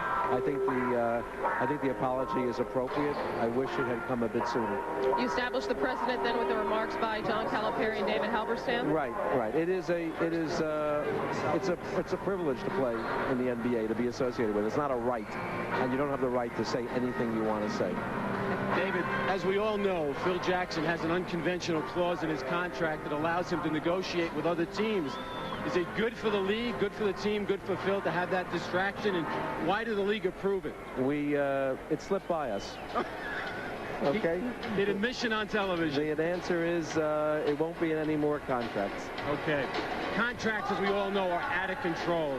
How are you going to control them? I don't know what you mean by that. Well, we know that they're paying role players way too much. I mean, we're not even talking about superstars. Now they're starting to pay coaches too much. Even the commissioner's probably getting too much. There's no question about the last one, but we have a cap. Those are the rules. If we pay out too much money, there are mechanisms in the collective bargaining agreement. If the owners pay out more than about 4% more than they promised, they can seek to reopen and negotiate to get some controls. But hopefully some sanity will prevail, because I don't think that they're necessarily out of control if teams are spending within the cap. But we'll have to see what happens this summer. There are only so many finite seats and suites that you can sell, only so many games that you can televise, and arenas that you can build.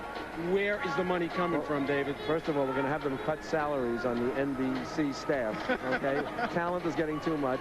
And then we're going to renegotiate the deal with our network partners that's coming up now. We're using technology.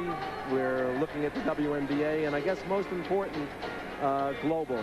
This game is being seen in 175 countries. The foreign press is all over. And just this month, we opened up offices in, I guess, Barcelona, Singapore, and Taiwan. So there's going to be a lot more global business. I'll give up my 10% if you give up your 10%. Well, I don't know. We'll talk about it later, Pete. Commissioner Stern, thanks for joining us. We look forward to seeing you after the final for the opening weekend of the WNBA in Los Angeles. Another very big sporting event is taking place this weekend, the U.S. Open Golf Championship, which reached the halfway mark today. For a report, we go to Dick Enberg. Hannah, all's calm now at historic Congressional Country Club after a second round today delayed over 2 hours by a lightning threat and rain, preventing nearly 40 players from finishing their second round. An early morning start to 21-year-old phenom Tiger Woods. His razor-sharp approaches produced 4 birdies in the first 7 holes. A 67, just 4 shots from the lead. Owned by Tom Lehman, the reigning British Open champion. He's in with a solid 70, 3 under for the championship. At 57, Jack Nicklaus became the oldest to ever make an Open cut. 71 today for Nicklaus. First-round leader Colin Montgomery staggered to a 76. He's with Woods at 1 over. Only 4 players are in the clubhouse playing 36 holes under par. So the second round incomplete. They'll finish early tomorrow morning prior to the start of the third round. NBC's 6 hours of coverage begins tomorrow at 12:30 Eastern, 9:30 Pacific. Now back to Chicago. Thanks, Dick. A weekend of Michael Jordan and Tiger Woods. It doesn't get much better than that. Halftime of Game 6, the Jazz are leading the Bulls by 7. We'll be back for the second half right after these messages from your local station.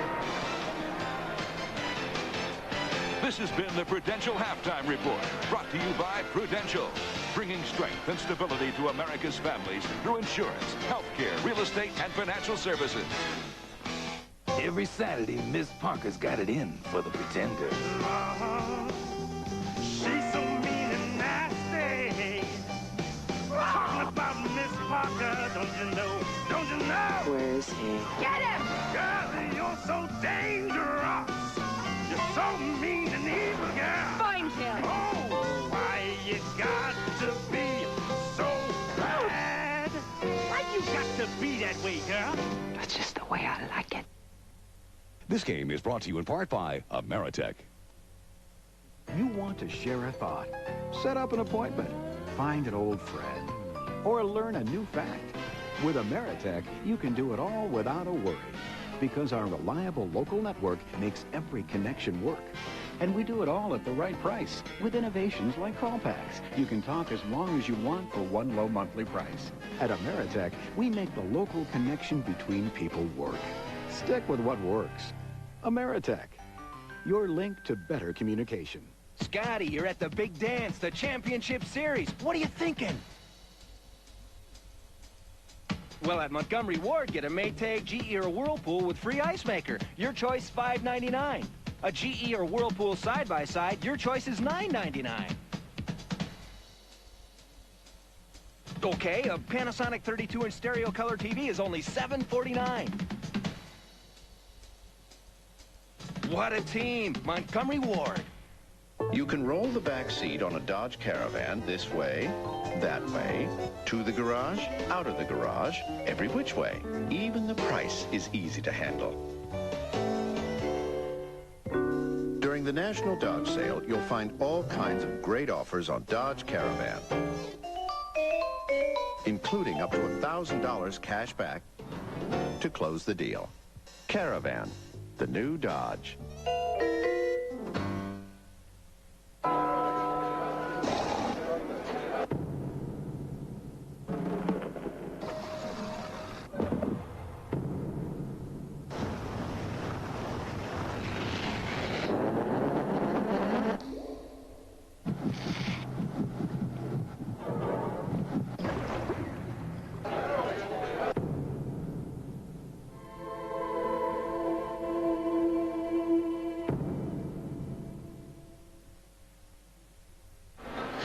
Back at the United Center in Chicago, Marv Albert along with Matt Kukoč, Bill Walton, Ahmad Rashad, Jim Gray, 7-point lead for Utah. As we head to the third quarter, look at the Miller Lite halftime statistics. The Jazz overall shot just under 39%, 10 of 25 from the field in terms of a two-point range. Look at Karl Malone. Overall, Malone just 3 of 8, 10 points in his 20 minutes of play, 4 of 11 from the free throw line. And you look at the shot clock, 2 of the 3 makes were absolute layups. He had the 1 jumper. I don't think 11 shots is or 8 shots is enough for Karl Malone. And the Bulls overall at 34%. Look at that, 9 of 26 from two-point range, doing the job at the foul line, 2 of 6 from downtown. And Michael's pattern has been to have the strong second quarter, getting 12 of his 16 there. The other thing is he's had slow third quarters. So it's the Jazz 44 and the Bulls 37. Third quarter coming up.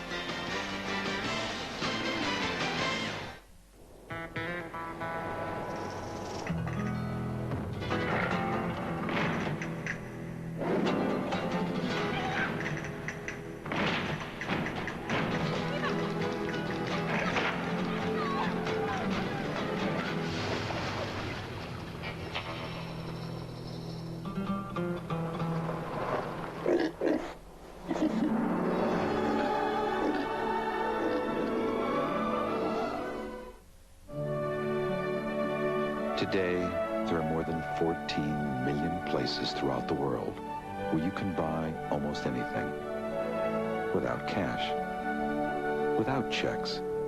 Because today, there are better ways to pay. Gold cards, platinum cards, debit cards, and corporate cards from MasterCard. MasterCard, the future of money. Of all the challengers he must face, none is so determined, so relentless, so diabolically ingenious as you. Taco Bell introduces the Unmasked Batman game. Just peel back Batman's mask to reveal Bruce Wayne, and you can win cash. One of millions of prizes, or even a Batmobile, instantly. Yeah! Only you can unmask Batman, only at Taco Bell. Your attention, please. Your attention, please. Come on, guys. Come on. Look at it.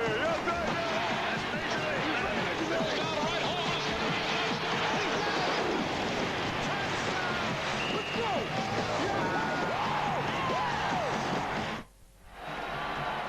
Welcome back to Chicago. I'm Jim Gray. As halftime winds down, I'm now joined by Larry Miller, the owner of the Utah Jazz. You sit in the meetings. You just heard halftime. What did Jerry Sloan say to the troops? Jerry said he liked the way we were setting the tempo, pushing the ball up the floor, stay aggressive, relax, and take your shots, especially from the free throw line. You make a good reporter.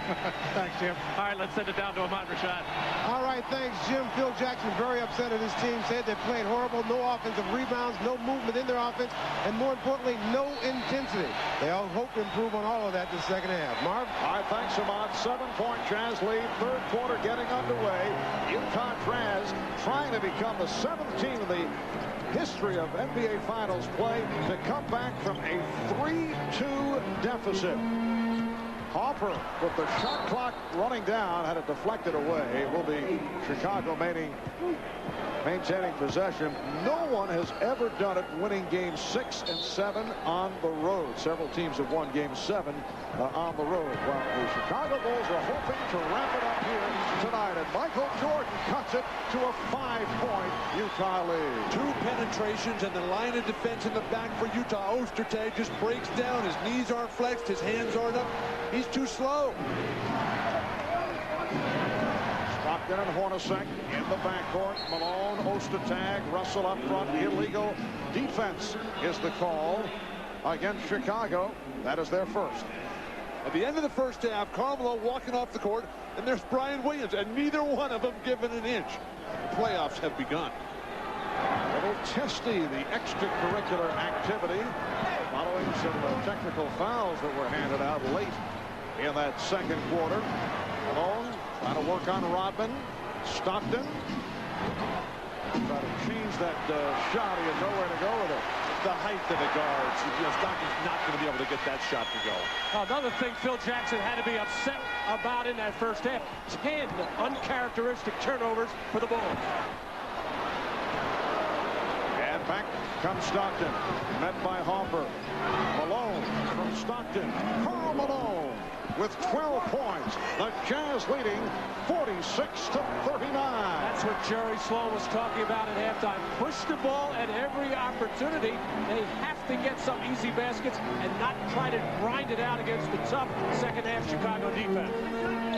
This is a Chicago team that went 39-2 here at home during the regular season. That's the best mark in the league. It counts in the foul. Scottie Pippen getting the friendly roll, and he's headed to the line. Chicago has a great knack of attacking where the defense is weakest. That's Hornacek on Pippen. They just continue to roll him into the lane. Scottie too tall, too strong. More importantly, too skilled. It's an uncharacteristic place for Scottie Pippen. He usually is better when he just spontaneously goes in there or slashes in. Nice play by Hornacek, and then Pippen got rejected. And look out. Whoa! Karl Malone trying to save it.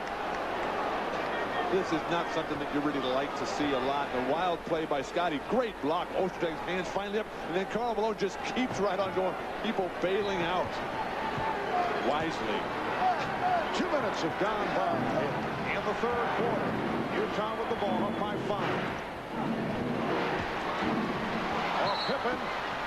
Let's see, did he save it? No, he stepped out of bounds, and the ball back to the Jazz. Well, that was absolutely horrible defense by the Chicago Bulls on that pick-and-roll situation as Dennis Rodman just way back, not ready to give any help at all on John Stockton. No offensive rebounds in this game. There's only been one stick back for both teams in the entire game. And that was by Karl Malone for one of his 3 4-hand baskets. Jordan on the box out of Hornacek. And as Jordan made the move, he took the hit. Michael went to the crossover. That's number 3 on Jeff Hornacek. Well, that's a scary thing when you have Michael coming down. He had a little bump waiting there from Dennis Rodman, and then the crossover from time to time. That's when Michael might get underneath that basketball and really turn it over on the crossover, but he got the benefit of the whistle. Nice ball movement to set it up for Pippen, but he fired one. It was way off. Longley lost it. That's the kind of defense that Ostertag. Oh, Karl Malone strong on the run. And you see the Jazz finding some sort of rhythm.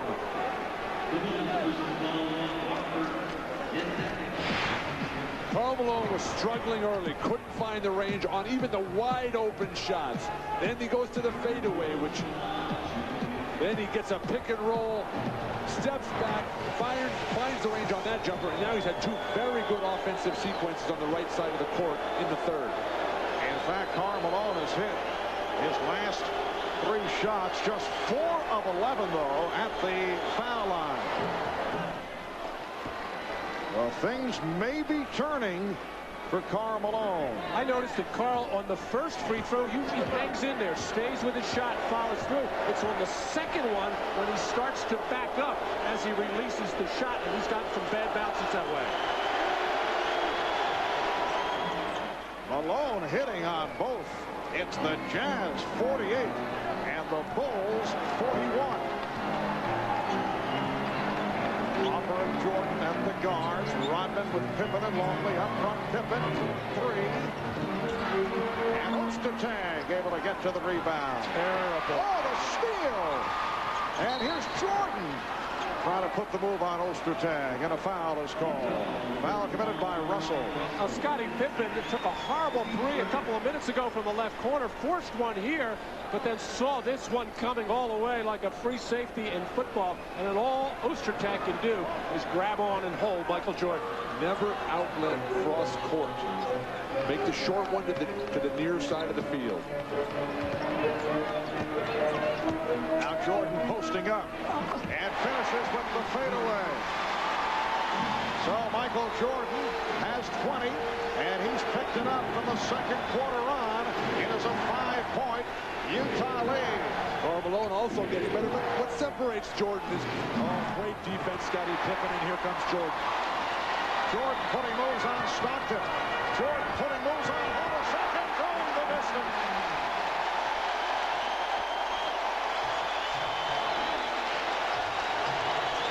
The Utah lead is down to 3. We have played 4 minutes of the third. And the outside official, Steve Jabby, indicating foul number 4 on Luke Longley. Michael Jordan working in the post now, getting into the lane, surrounded by 3 Utah Jazz players, but able to hang in the air and fade. And Karl Malone thought he was fouled by Pippen, was arguing with the official all the way back. Did not help in transition defense, and that left Michael all alone with Hornacek. Jordan just moves so much better than everybody else. The way Dr. J did, the way Elgin Baylor did.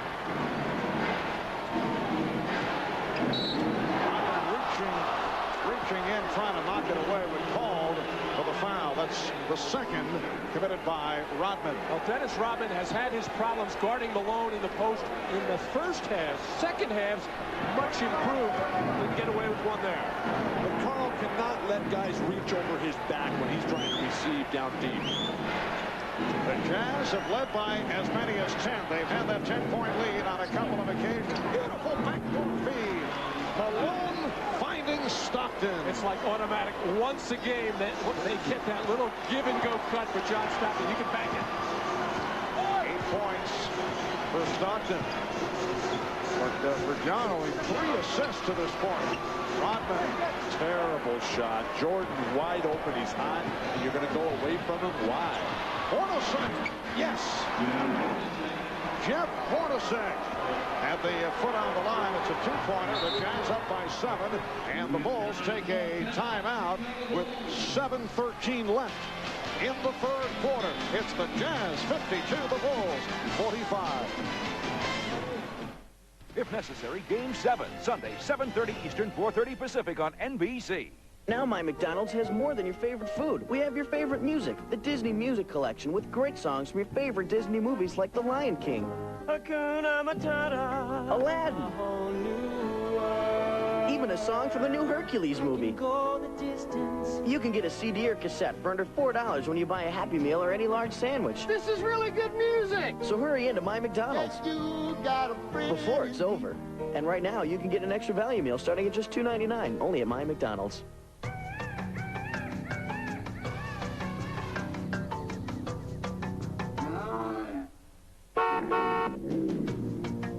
Even though Jeep Grand Cherokee Limited is more sophisticated, more refined, and more luxurious than ever,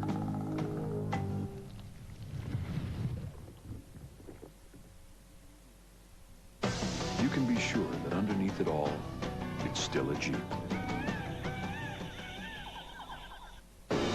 They are the best kept secret in the universe. You know how to use these things?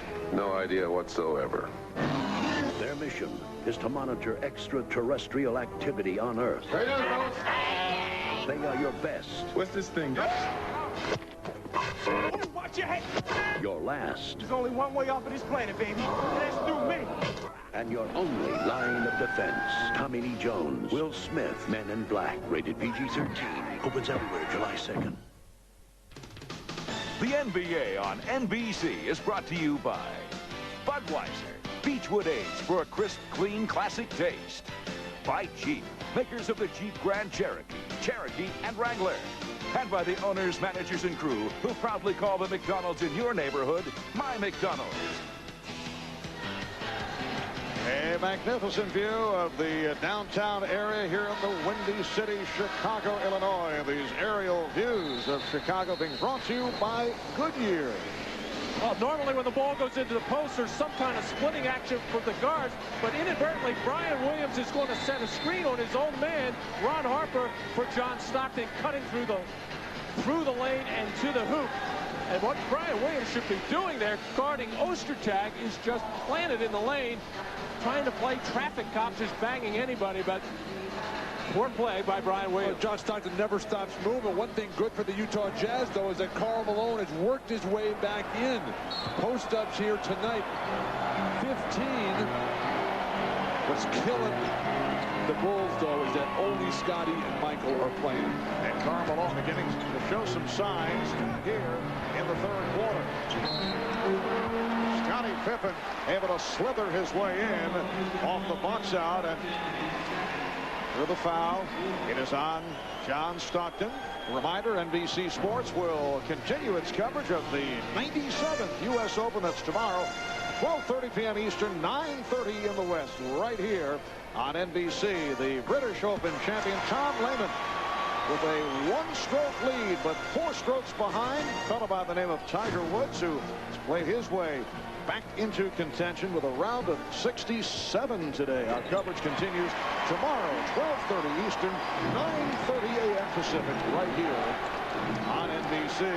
Just under 7 minutes to go in the third quarter, and it's the Jazz by 5. Well, Scottie Pippen and Michael Jordan have over 75% of the offense for Chicago. Rodman has 0 offensive rebounds. Just 7 for the entire series so far for Rodman. Last year in Seattle, he had 41 offense. Oh, what a beautiful play by Dennis Rodman, a drawback foul. Offensive foul on John Stockton. Well, Utah has had trouble with the pick and roll up here, and this is where Dennis Rodman plays it best. He actually made the little bump and the flop back. John Stockton agrees with me. How can John Stockton knock Dennis Rodman down? Dennis Rodman's in there battling with Karl Malone. Well, for Stockton, it's number 3. Here's Jordan putting moves on Russell. Resetting, firing. Rebounded by Ostertag. Well, one thing Chicago could do, give the ball to Bryon Williams up around the top of the key elbows area. He can beat Ostertag off the dribble. He may not score, but it might enable Dennis Rodman to get his first offensive rebound, or somebody else. Stockton, nicely done. Off the fake, John Stockton. He has 10 points. And it's all one-on-one for Chicago. It's Michael making his move, Scottie doing his, and everybody else standing there watching. Utah by 7. The Bulls have missed their last 5 shots. And some sloppy pass work. Jordan, yes! He thought it was foul. How is that not a foul? Ostertag hammering down. The Jazz by 5.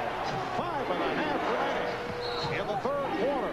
And now the foul is called on Rodman in a animated conversation with Bennett Salvatore. That's 3 on Dennis.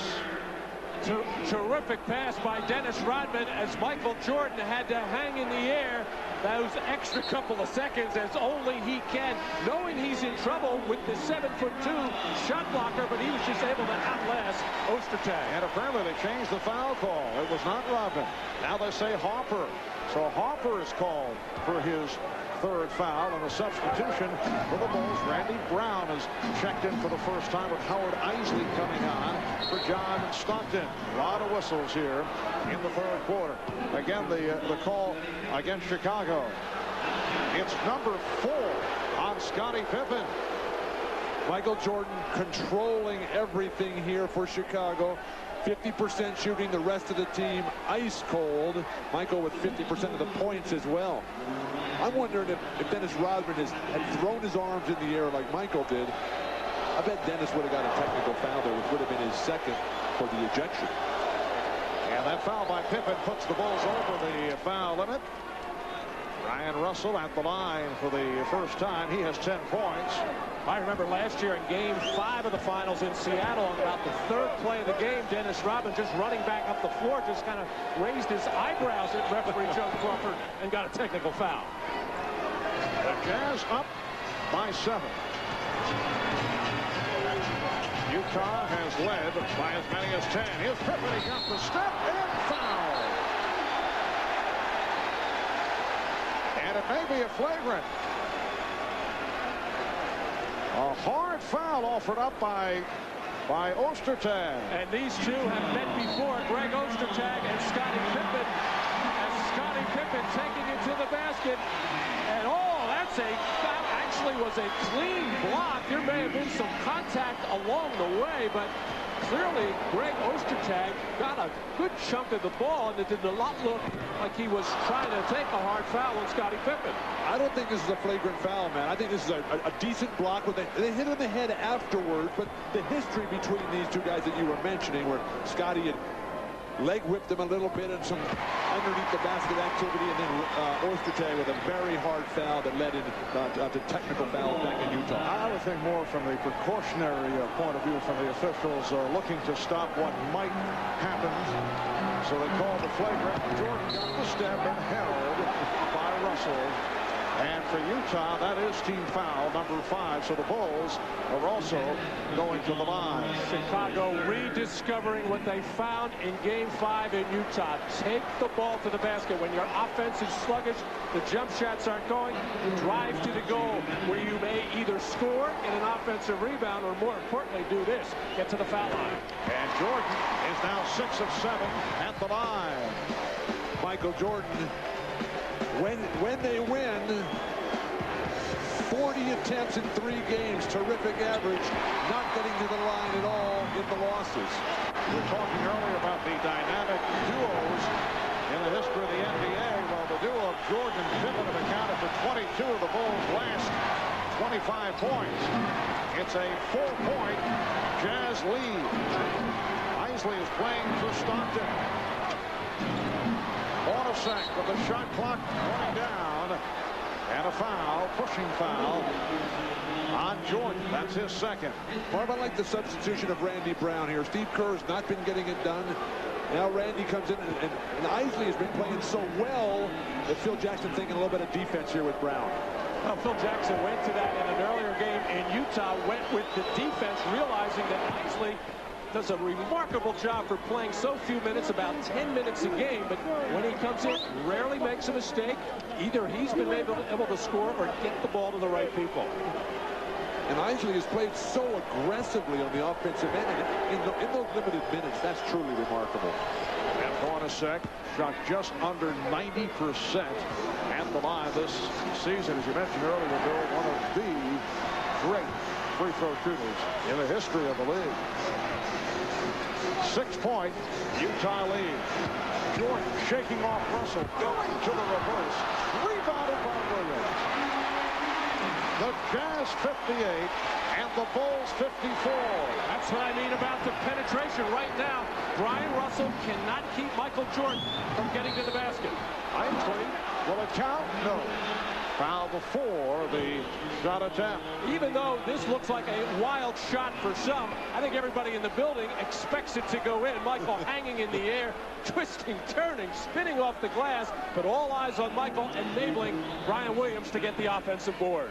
You see how Ostertag was a little off balance. Get the middle of your chest in front of the guy. Don't come in with the side. It gives you no chance to use either arm for the block. Randy Brown called for the foul to put Howard Isley at the line. 4:22 remaining in this third quarter. And the Jazz up by 5. Utah trying to tie the series, looking to extend to a 7th game here on Sunday night here at the United Center. And right here on NBC, the Bulls seeking to wrap it, looking for their 5th NBA title the last 7 years. Phil Jackson motioning, looking for some movement. Shot clock at 7. Jordan fires. Rebound Williams. Brian Williams rejected by Greg Ostertag. Rebound Rodman. And a foul. Mike against Utah. Michael, Dennis Rodman's first offensive rebound of the game, but a poor execution by the Chicago Bulls, taking way too much time to get the ball into the hands of Michael Jordan, who is right now is having his way with Bryon Russell.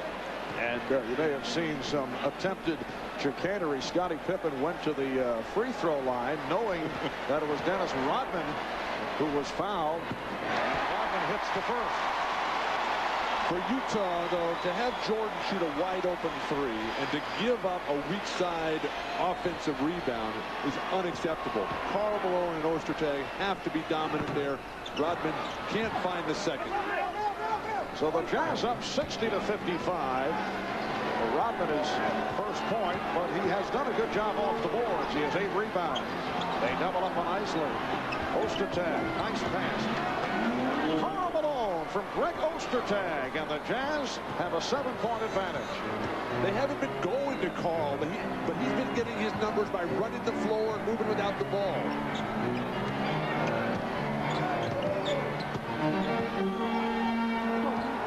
Isley over to help out on Jordan.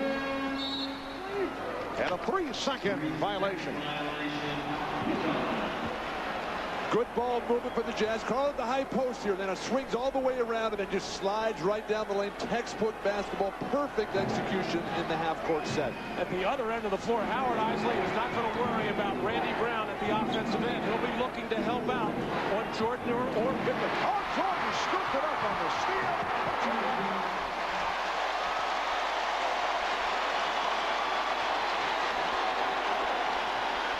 The Bulls are hoping it gets the crowd going. The crowd has been quiet. They have not had much to cheer about. The level of play has not been at a high level. Jordan just going for steals on every play here.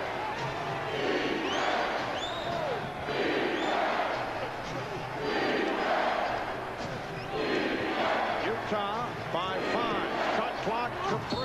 Hornacek. And the blocking foul is called down here. Looking for a charge on Hornacek, but it goes the other way. Foul on Rodman. Well, Michael buzzing on defense right now, ready to dart in every passing lane, just swiping right by Bryon Russell. So 2:36 to go in the third. We'll be right back. Nobody owns us, man. When I say us, I mean ball player. Ball player. Nobody owns us. You understand? And nobody can own basketball. There's no one person can own this game. You can take away the NBA, so what? Take it away. You can take away the endorsement, so what? You can take away the logos on the shoes, or what? Take them off. But when you take all that away, that Zoe, that Indiana boy, and the street baller, you're gonna still be butter. I've been chasing this guy ever since I joined the force. For Special Agent Sean Archer, He's the most dangerous criminal mind I've ever known. there's only one way to catch a killer. I will become him. From the director of Broken Arrow, John Travolta, Nothing like having your face cut off to disturb your sleep. Nicolas Cage, Face Off. You're not having any fun! Rated R starts Friday, June 27th, everywhere. Introducing the new Jeep Cherokee. While it still has one of the most powerful engines in its class, the all-new interior will impress you. And while its off-road capability is legendary, you'll find a quieter ride. Now, with refinements like these, will you still recognize it? We think so. The new Jeep Cherokee, with over 40 advancements. Hey, what's our good buddy done? He thinks he can meet that girl. And what's the bet? Hey, Brick Boy, go dust yourself off. Hi, Cupcake. What do you say I buy you a Bud Light and you appreciate it? For the great taste that won't fill you up and never let you down. Nicely done. Fun to watch. Make it a Bud Light. Hey, starting this Sunday, it's Rockin' Radio Sundays. That's Third Rock and News Radio together for the summer. Damn, it's Chris Zapping. 2 of the funniest shows on television. I'm ready to party together all summer. Third Rock and News Radio. If you haven't seen it, it's new to you, NBC Sunday. 3 minutes ago, Scottie Pippen picked up his 4th foul. Phil Jackson has elected to keep him in the ball game the whole time, and the way the refs are calling it very close, that's a huge gamble for the Chicago Bulls, because he's really playing well. They can't afford to lose him. Normally the man he's playing is Bryon Russell, who's not a driver as such.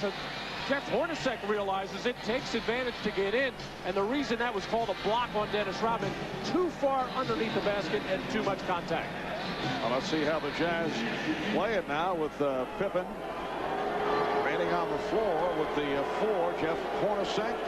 Back of the line, he's 6 of 7 at the line. Utah is not an isolation type of team where they try to go at somebody to get fouls on, other than if it's Karl Malone, where they're going to pound the ball inside. But every once in a while, whoever gets the ball, as Jeff Hornacek did there, should take the opportunity to try to drive by Scottie Pippen. Bryon Russell can get a foul on Scottie. Real key here in the 3rd, though. Chicago has 8 offensive rebounds in the 3rd quarter alone.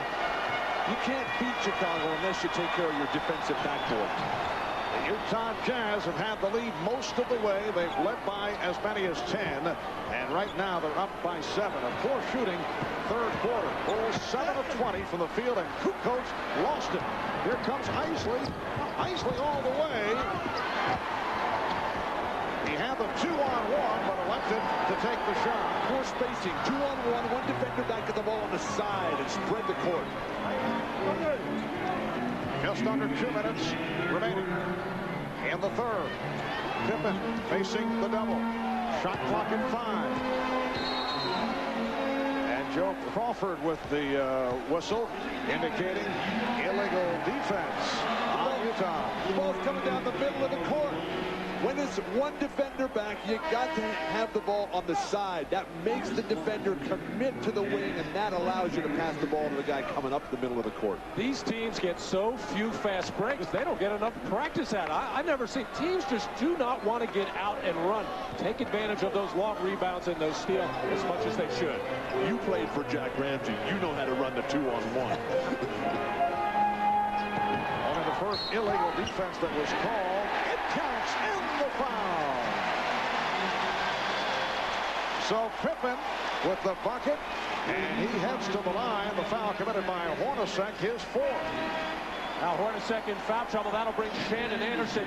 Terrific position this time by Scottie Pippen. The drop step, and able to avoid any double team that was about to come down, as Howard Isley continues to be the rover defensively, not worried at all about Randy Brown as an offensive player.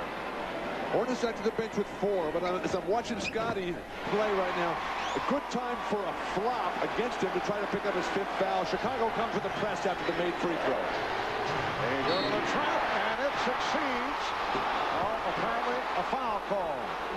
Looked like they came up with a steal, but Randy Brown reaching in, and it led to the whistle. Both teams have been over the limit for some time here in the 3rd quarter. The Jazz, in fact, have hit on their last 11 free throws after a poor start at the line. That by virtue of the problems that Karl Malone was having at the line at the start. So Shannon Anderson, the rookie out of Georgia, will shoot a pair. He's 3 of 4 at the foul line.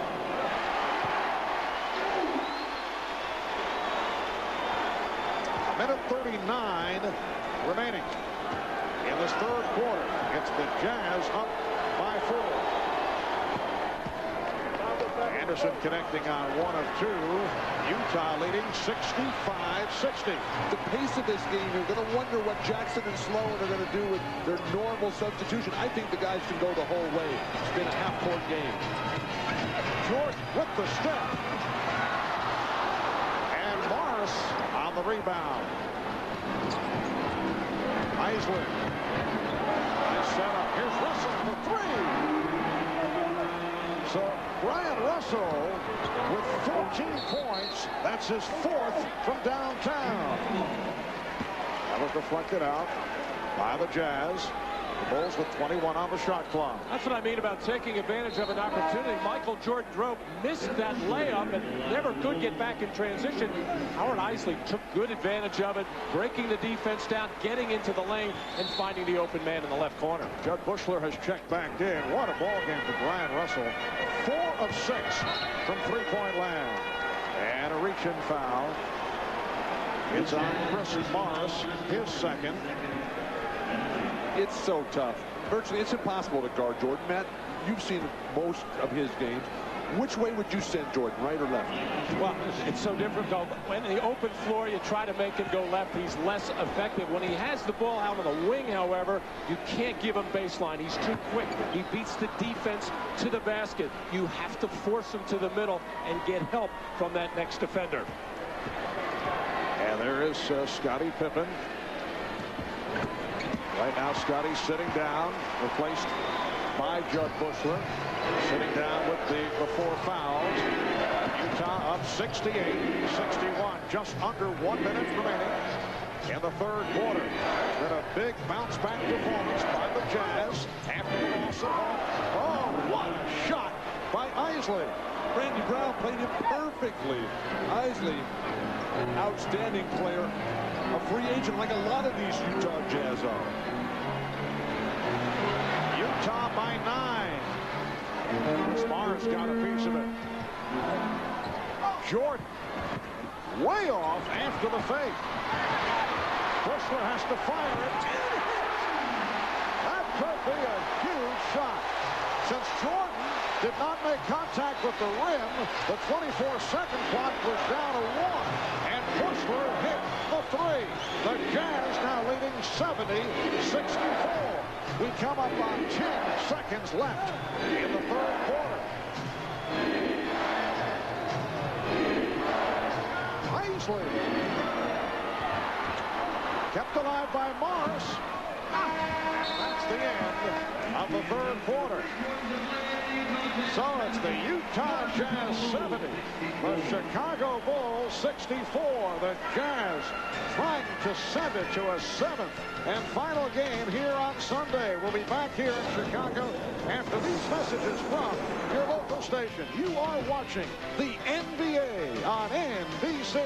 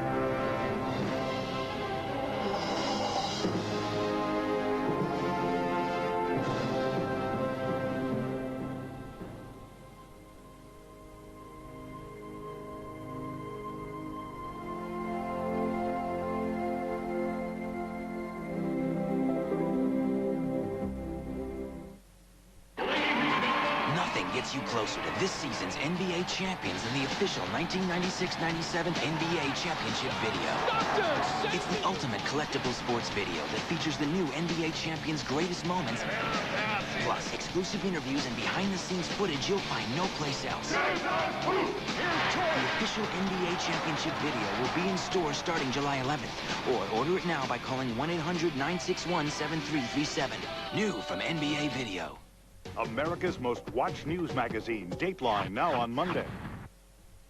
This game is brought to you in part by your local Ford dealer. Scotty, you're at the big dance, the championship series. What are you thinking? Well, at Montgomery Ward, get a Maytag, GE, or Whirlpool with free ice maker. Your choice, $5.99. A GE or Whirlpool side-by-side, your choice is $9.99. Okay, a Panasonic 32-inch stereo color TV is only $7.49. What a team, Montgomery Ward. What's the matter? Listen! Coming through!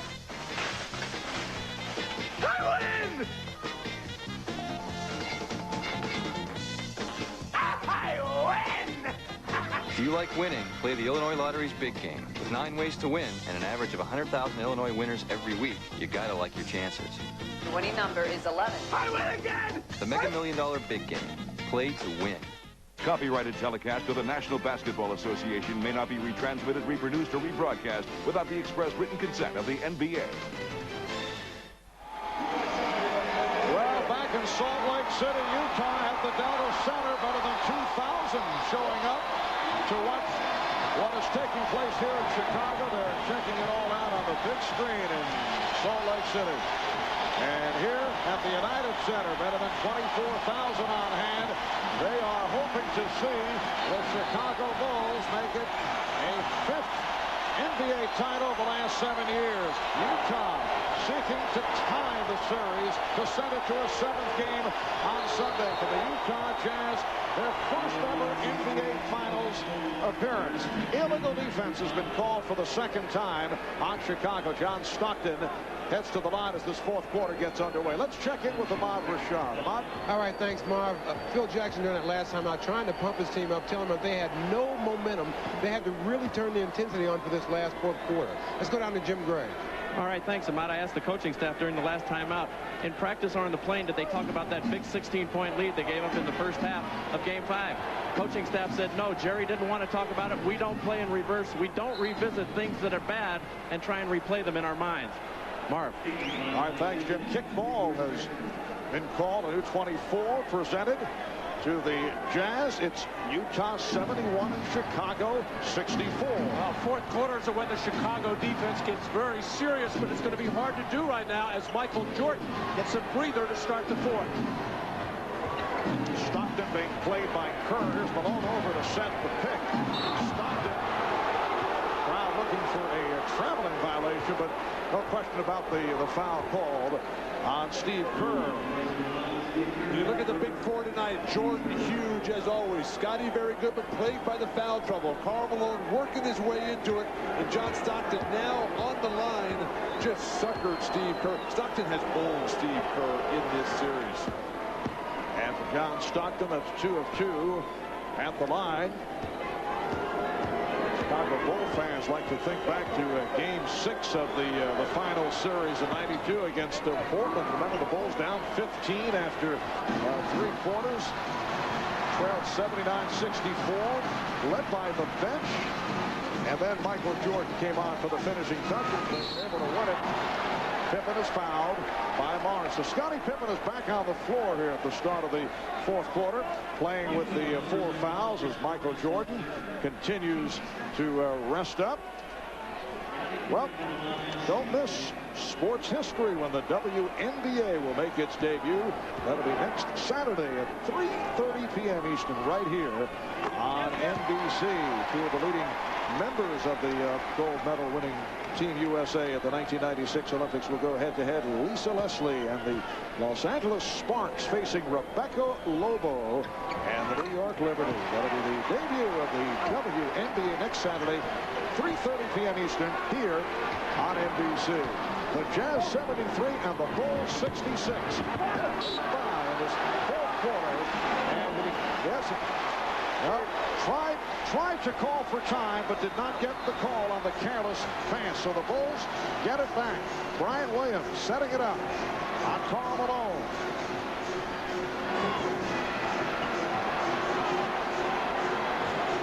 Here's Kerr on a quick release. Steve Kerr with a 2-pointer.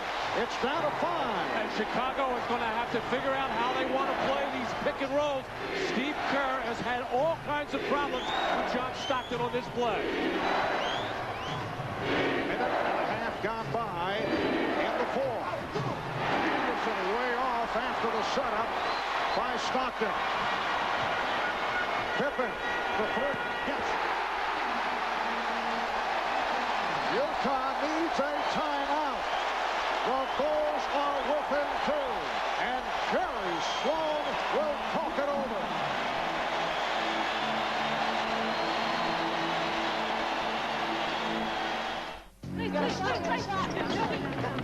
Yes, we got that. I'm the luckiest man alive. Hi. bought this camera. Does my Visa card have some kind of purchase coverage or something? No? Oh, boy. Hey, does Visa have any place out here I can pick up a new car today? No, but I'm driving to Vegas to see Steve and Edie tonight. Visa, it's everywhere you want to be. Wow!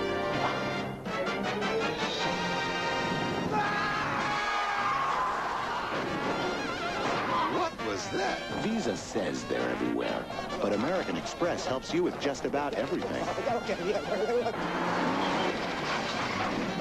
You think we should get help? Nope, I got it. So you can always do more. Unbelievable. Unbelievable. 1 out of every 5 black men died before they reached the age of 25. That was Benji's number. Benji was the first in Chicago history to ever be named top high school player in the nation, right before he was gunned down. But you know what? Benji's not dead. Benji's spirit lives on in every jump shot. Remember, shoot over brothers, not at them. What four-letter word was everyone screaming in this tiny Los Angeles club on June 4th? Bush.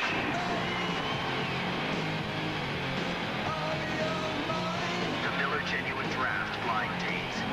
Small clubs, large fans, big mystery. Explore the unknown. Next blind date, July 18th, San Francisco. To win, listen to your radio. Miller Genuine Draft presents a classic moment of the NBA at 50. Well, tonight a look at Game 6 success for the Bulls, starting with the 92 finals against Portland, as we just discussed. The Bulls overcoming a 15-point fourth-quarter deficit to win their second straight title. The next year, it was John Paxson's game winner in the final seconds, giving the Bulls a three-peat.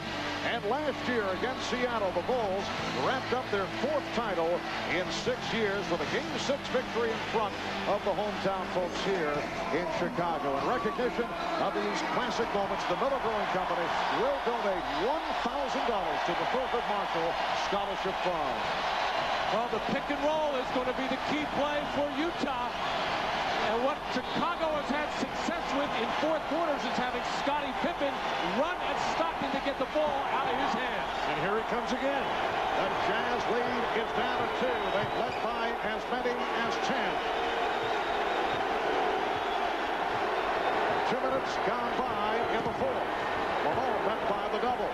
Shot clock at 5. Stockton. You saw Kerr try to draw that foul. The tip was missed. And then rebounded by Williams. He called onto the travel. Here comes Kukoč. Kerr. Bushler. Williams. Played by Malone. Ryan Williams. Stripped by Malone. Kukoč retrieves. Shot clock at 3.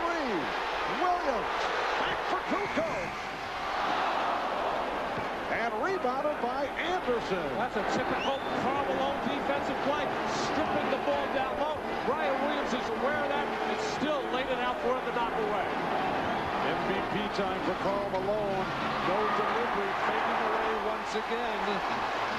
There's nobody guarding him. Get to the hoop, please. Steve Kerr setting it up for Toni Kukoč. Here's the screen by Williams. Kerr for 3. Yes!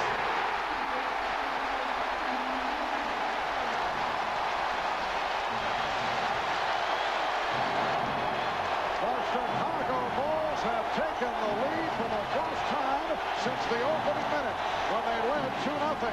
Anderson sets it up for Malone, and he was fouled. And I don't think it's a case of the Utah Jazz going lightly now with Jordan on the bench. It's just some of the Bulls starting to step up right now. That was all set up by Toni Kukoč. Penetration, first pass to Bushler, second pass to Kerr, as Michael Jordan becoming a happy cheerleader. How important are the second units? Chicago not playing well at all. Bushler comes out, strokes that big 3 at the end of the third, and now Kerr has found his rhythm. Kukoč. But that's why Toni Kukoč is so important to this team when he is right. But he has not been physically right he can create plays. Malone has hit 4 of his last 5 at the line. And here comes Michael Jordan. The hand is for Judd Bushler. The great play that he made at the end of the third quarter, and the extra pass is why he's getting this kind of reaction. Bulls with 10 unanswered points, capped off by the 3 by Steve Kerr.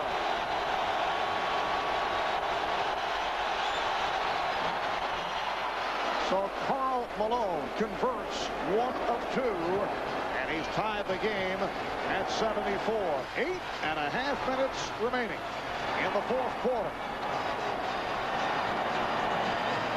I don't think Kukoč could guard Hornacek down there deep. The other way around, excuse me. A Kerr for 3. And last touch by Williams. It will be Utah ball. The Bulls trailed by 9 in the opening minute of the fourth quarter. They began to pick it up late in the third. They trailed by as many as 10. First half. The game is tied at 74. Malone. Yes. Karl Malone got the roll. So Malone has picked it up in the second half. Now has 19. And Utah leads by 2. Scottie Pippen gun shy to come down and double team Malone. He got hurt a couple of times in the first half. That enables Malone to get in the lane. Oh, Jordan had the step, and that was stripped. It will be Chicago ball. Karl Malone in the hoop.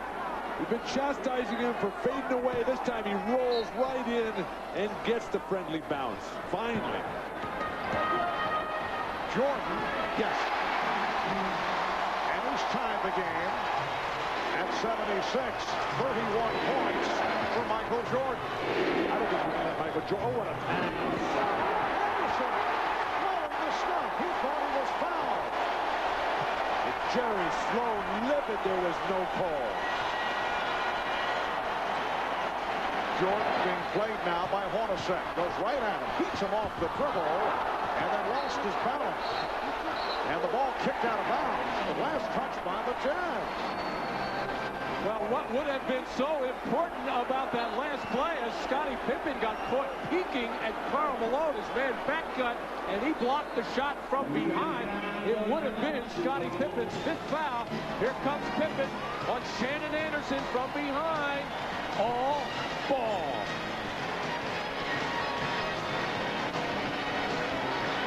Jerry Sloan very upset. He was looking for the foul call, obviously, on Pippen.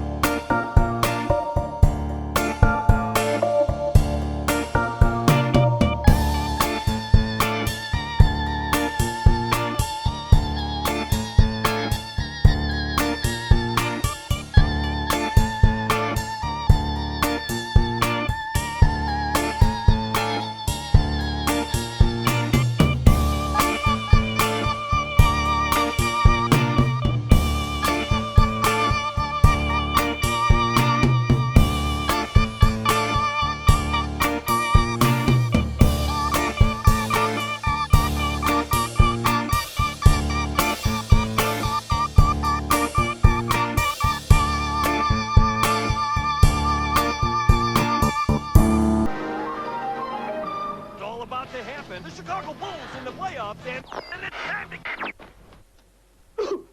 No, please. Please, Mr. Washington, please, go back. On. Oh, the game. Grab a Miller Lite. They're holding. Pass in the middle. To the wing.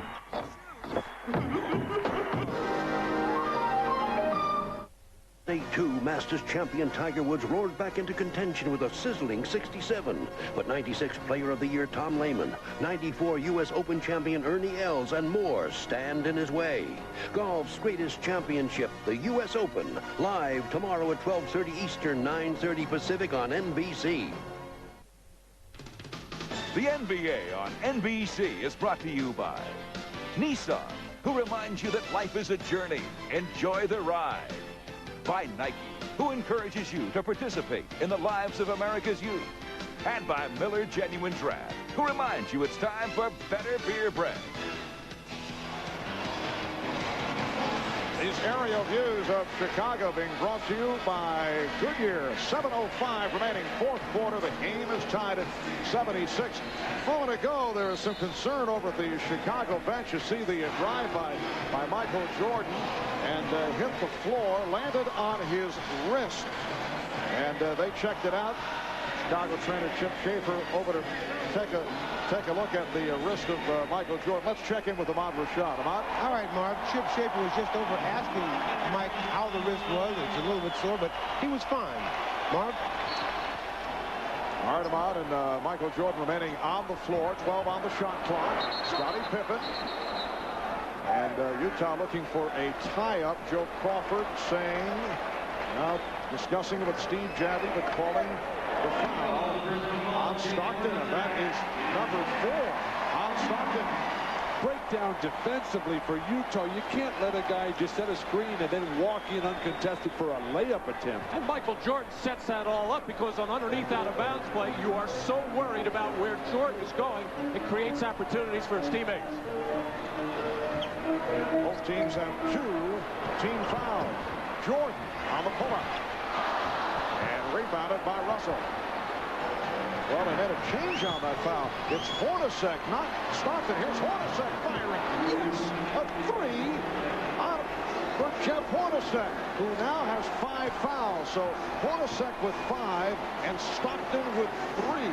And the Jazz up 79-76. And deflected out of bounds. Last touch by Russell. So it will be Chicago ball. Look at the foul rundown. 5 on Hornacek, 4 apiece on Longley, Pippen, and Williams. Jordan. You can't just open up the floodgates. Well, there's no shot blocker in there. The whole weak side defense had their back turned. As Michael has been thinking, take the ball to basket. You better have some help in there. It is a 1-point Utah lead. 33 for Jordan. Anderson got the shot. And Pippen had a kind of pullback, did not want to pick up number 5. Matt pointed out earlier that Scottie's just chasing that ball all the time. So who's ever matched up with Scottie can get wide open. Jordan. And Malone trying to keep it alive, knocked it out of bounds. So it will be Chicago maintaining possession. Michael Jordan just able to overpower Shannon Anderson. Nothing Hornacek could do. He's playing with 5 personal fouls. Karl Malone, not a shot blocker, up high, had his back turned anyway. Delay of game was just called on the Jazz. 5:45 remaining in the fourth quarter. And the Jazz up by 3 points.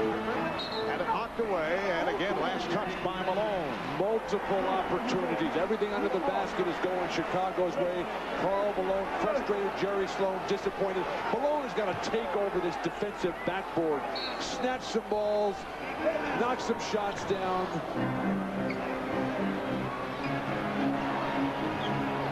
Kukoč, played by Hornacek, who has 5 fouls. Kukoč goes around Hornacek. Oh, that's what Toni Kukoč could do. Have not seen it at all in the series till that play. That's the matchup I was trying to get to, but I had it flip-flopped. The Jazz by 1. Coming up on 5 minutes to go in the fourth. Again, burning Scottie Pippen and Shannon Anderson cannot convert the layup. That's the second time he's blown the layup, and this time Jordan comes right back. Anderson thought he was fouled. No foul called. And the Bulls have taken a 1-point lead. Here's the trap on Stockton. And a foul. A holding foul. And the foul on Pippen. That's his 5th. Scottie gambling, as Matt has been pointing out, and Shandon Anderson cannot get this layup. Should have taken it up strong side. There was nobody there to contest. Now, Jim Gray has been telling us that Utah has to come to the ball and not run away from it against the Chicago press. What do you do with Pippen? You keep him on the floor here. 4 minutes, 40 seconds remaining. He looked over at the bench. Kukoč on the intercept. Scottie Pippen is playing with 5. He and Phil Jackson just had communication, in fact. I think you got to leave him in right now. There's very little time left. And the foul on Russell. Toni Kukoč emerging as a major factor. A very tough matchup for Utah. Experienced players know how to play with 5 fouls. Scottie Pippen has basically been a rover anyway, has not had individual defense responsibilities, but obviously he has to be careful. Both teams have 3 team fouls. Jordan, Russell had fallen down, but Jordan could not take advantage. Hornacek playing with the 5, racing it down. Played aggressively by Kerr. Russell for 3. Never had a good look at it. Was looking to pass initially. Kukoč trying to avoid the charge. The officials shut over. It's Chicago ball. That brings a look of bewilderment to Jerry Sloan. And Scottie Pippen just looked over here. I think he said, I got away with one there. I thought he slapped that ball out of bounds. Just under 4 minutes remaining. 4th quarter. The Bulls hoping to wrap the series in this game number 6. The Jazz looking to extend to a 7th game. Jordan with the spin. Yes! And the Bulls lead by 3, 84-81.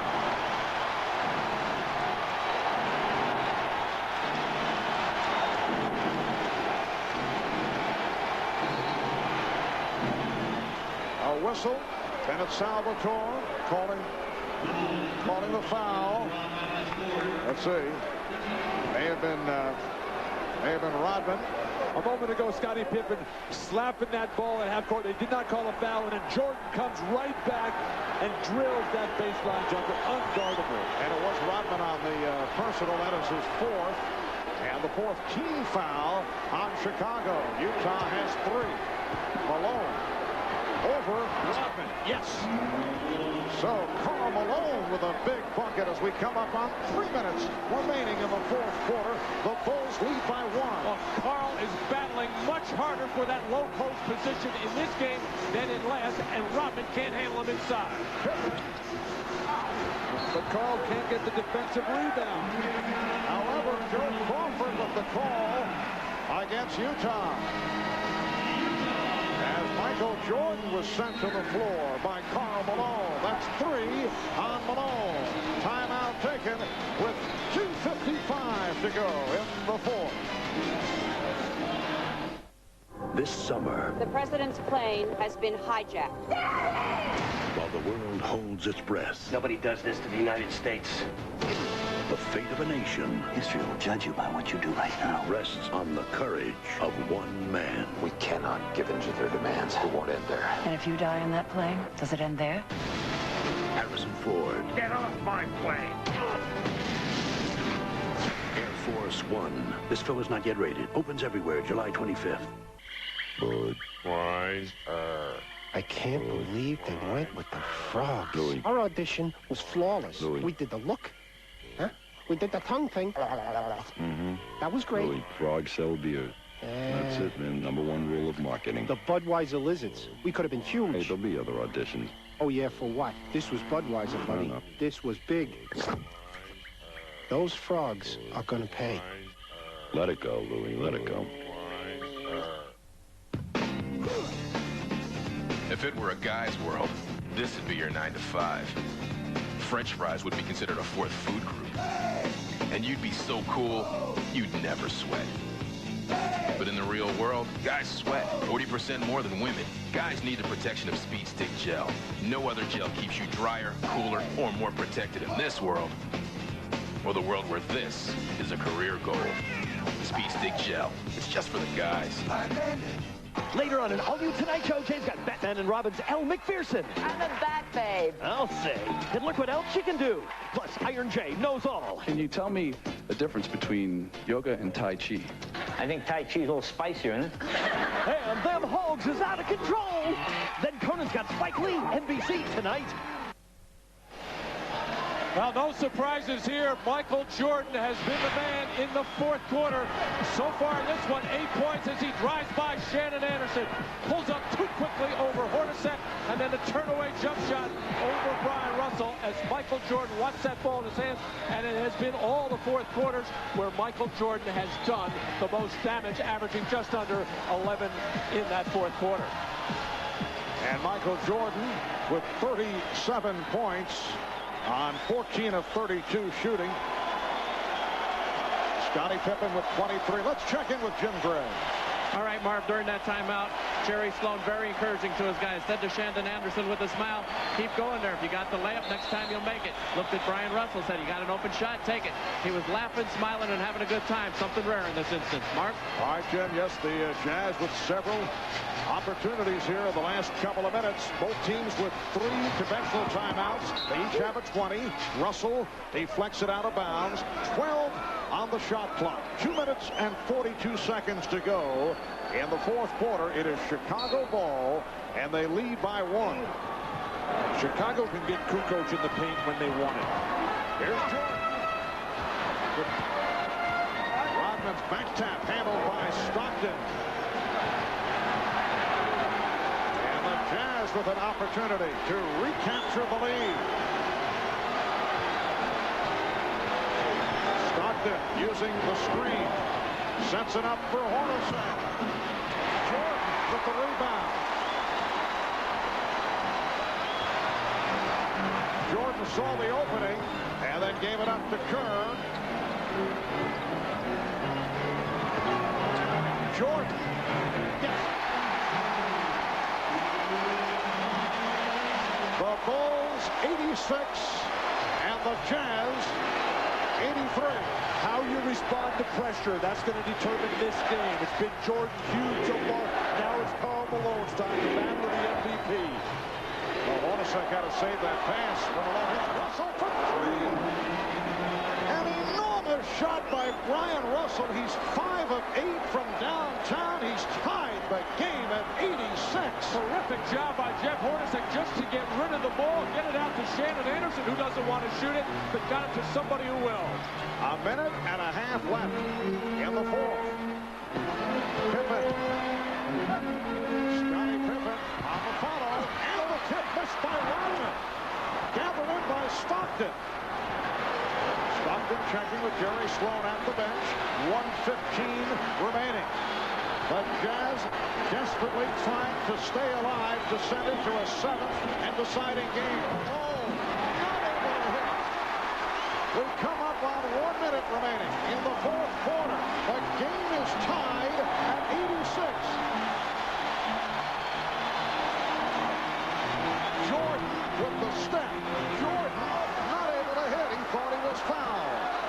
And it's Utah ball with 45 seconds to go in the fourth. And finally a defensive rebound for Karl Malone. The shot clock's in their favor if they play it smart. 10 on the 24. Stockton getting the screen. Stockton with the pass, finding Anderson. The floating miss on a reverse. And a timeout is called by Chicago. But Jerry Sloan showing unbelievable confidence in the rookie Shannon Anderson, doing a good job defensively, having a nightmare at the offensive end.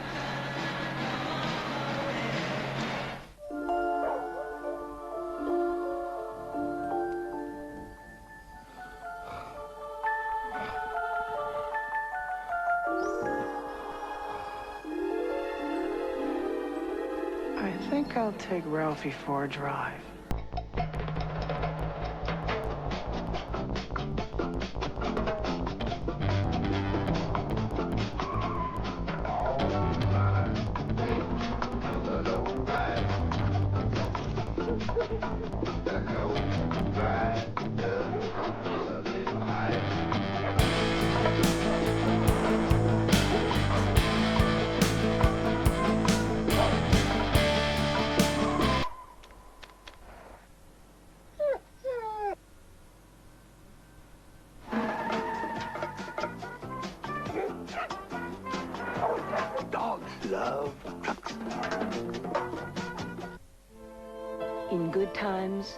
and bad, for better, for worse, for richer, for poorer, for auto, for home, for life insurance. It's reassuring to know there's someone you can talk to, someone who knows life is full of surprises and can help you prepare for them. Being in good hands is the only place to be.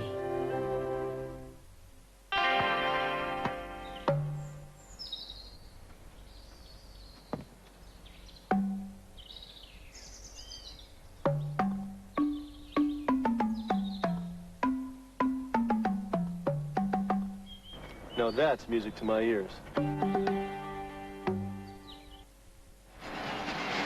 Shannon Anderson having all kinds of trouble around the basket, going up for the shot. And keep an eye on Scottie Pippen. He is going to touch the rim right there before that shot is even released. He's actually grabbed it. Jerry Sloan all over the officials wanting a goaltend there. Steve Javy just came over and explained, saying the official said that ball had no chance to go in, wasn't involved in the shot, no goaltend. And Scottie hit the rim and then just put his hand on it. He didn't hang on it. The ball had no chance to go in, and the grab didn't affect the shot. Let's check in with Ahmad over at the Chicago bench. All right, Marv, no surprise. During that timeout, Michael Jordan kept saying over and over, give it to me, give it to me. So he will be isolated. Let's go down to Jim Gray. All right, Ahmad. Well, Jerry Sloan was saying, don't run away from Michael. Stay with him this time. Whatever you do, stay with him. If you're picked off him, get right back to him. Marv?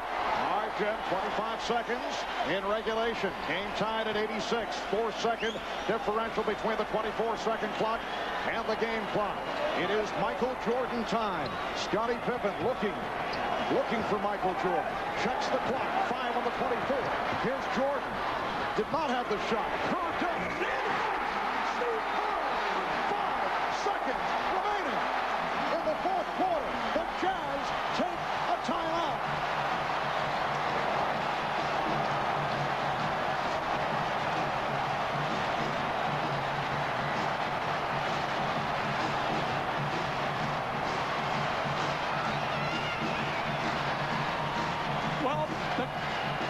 Well, the question was, would they come double Michael Jordan? Stockton game. Steve Kerr, reminiscent of John Paxson in '93.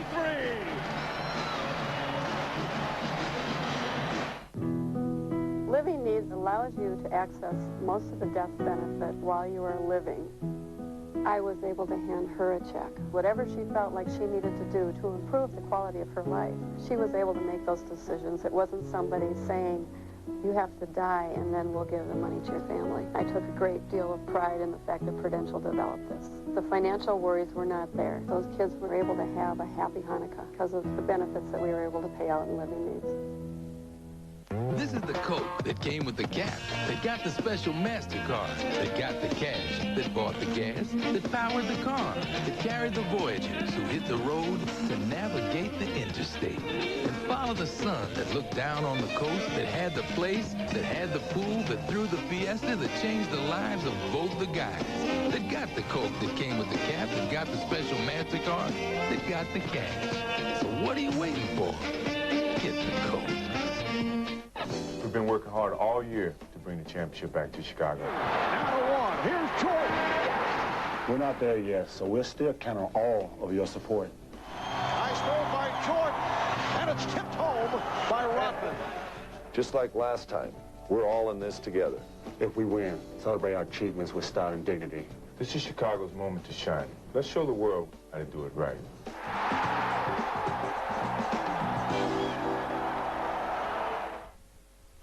NBC puts a new face on comedy. Actually, 3 new faces. Well, actually, their faces aren't new. It's more... Just tell them who they are! I don't want to know. Yes, I do. Who is she? I don't want to know. I do. Kirstie Alley, Tony Danza, and what's her name?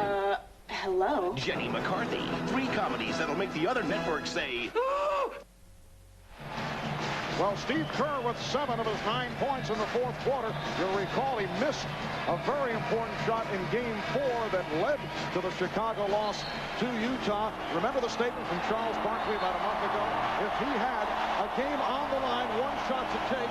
The man to take it, according to Barkley, would be Steve Kerr. Well, he wanted it, and he told Michael Jordan in that huddle, as the barbershop told us, if my man leaves to double Stockton, I am stepping right into that shot, and Steve let it go with confidence. Now the question is, how will the Jazz play it? You look for the best possible shot, you look for the three, you look for the two. On the move, go with either Stockton, preferably on the move to set up Bryon Russell or Shandon Anderson. Well, Russell will inbound. He's been the hot man from three-point range. And they took the delay of game. They wanted to get a look at what Utah was about to do. 5 seconds remaining in regulation. The inbound. Pippen rolls it to Kukoč.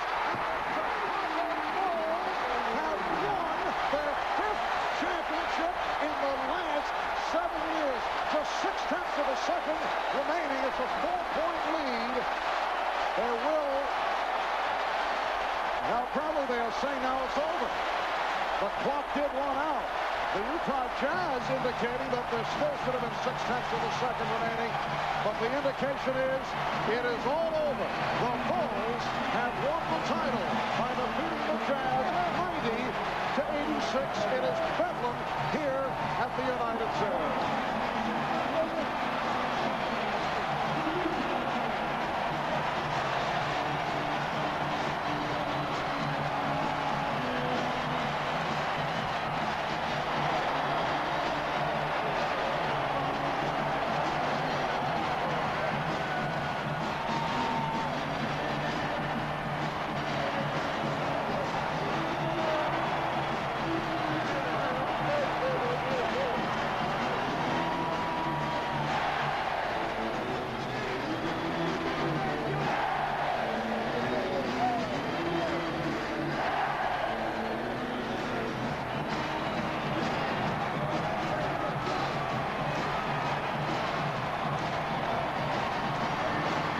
Chicago Bulls, their second straight championship, 5 in 7 years. For the Utah Jazz, the conclusion to what has been a terrific season. A record of 64-18, a franchise record, but this is how it concluded for the Jazz. Marv, the height of Toni Kukoč on the inbounds pass, he deflected that ball, and when it bounced, Scottie just dove for it, and then the finishing slam for Kukoč to cap it. That was Shandon Anderson on the floor, not really a threat. Scottie Pippen looking to hang in the middle of the floor, so quick to it, and then having the wherewithal to knock it loose to Kukoč before he can get fouled. And Phil Jackson, so calm, so at peace with himself. And then the triumphant fist in the air. And he starts whistling, the true sign of a coach.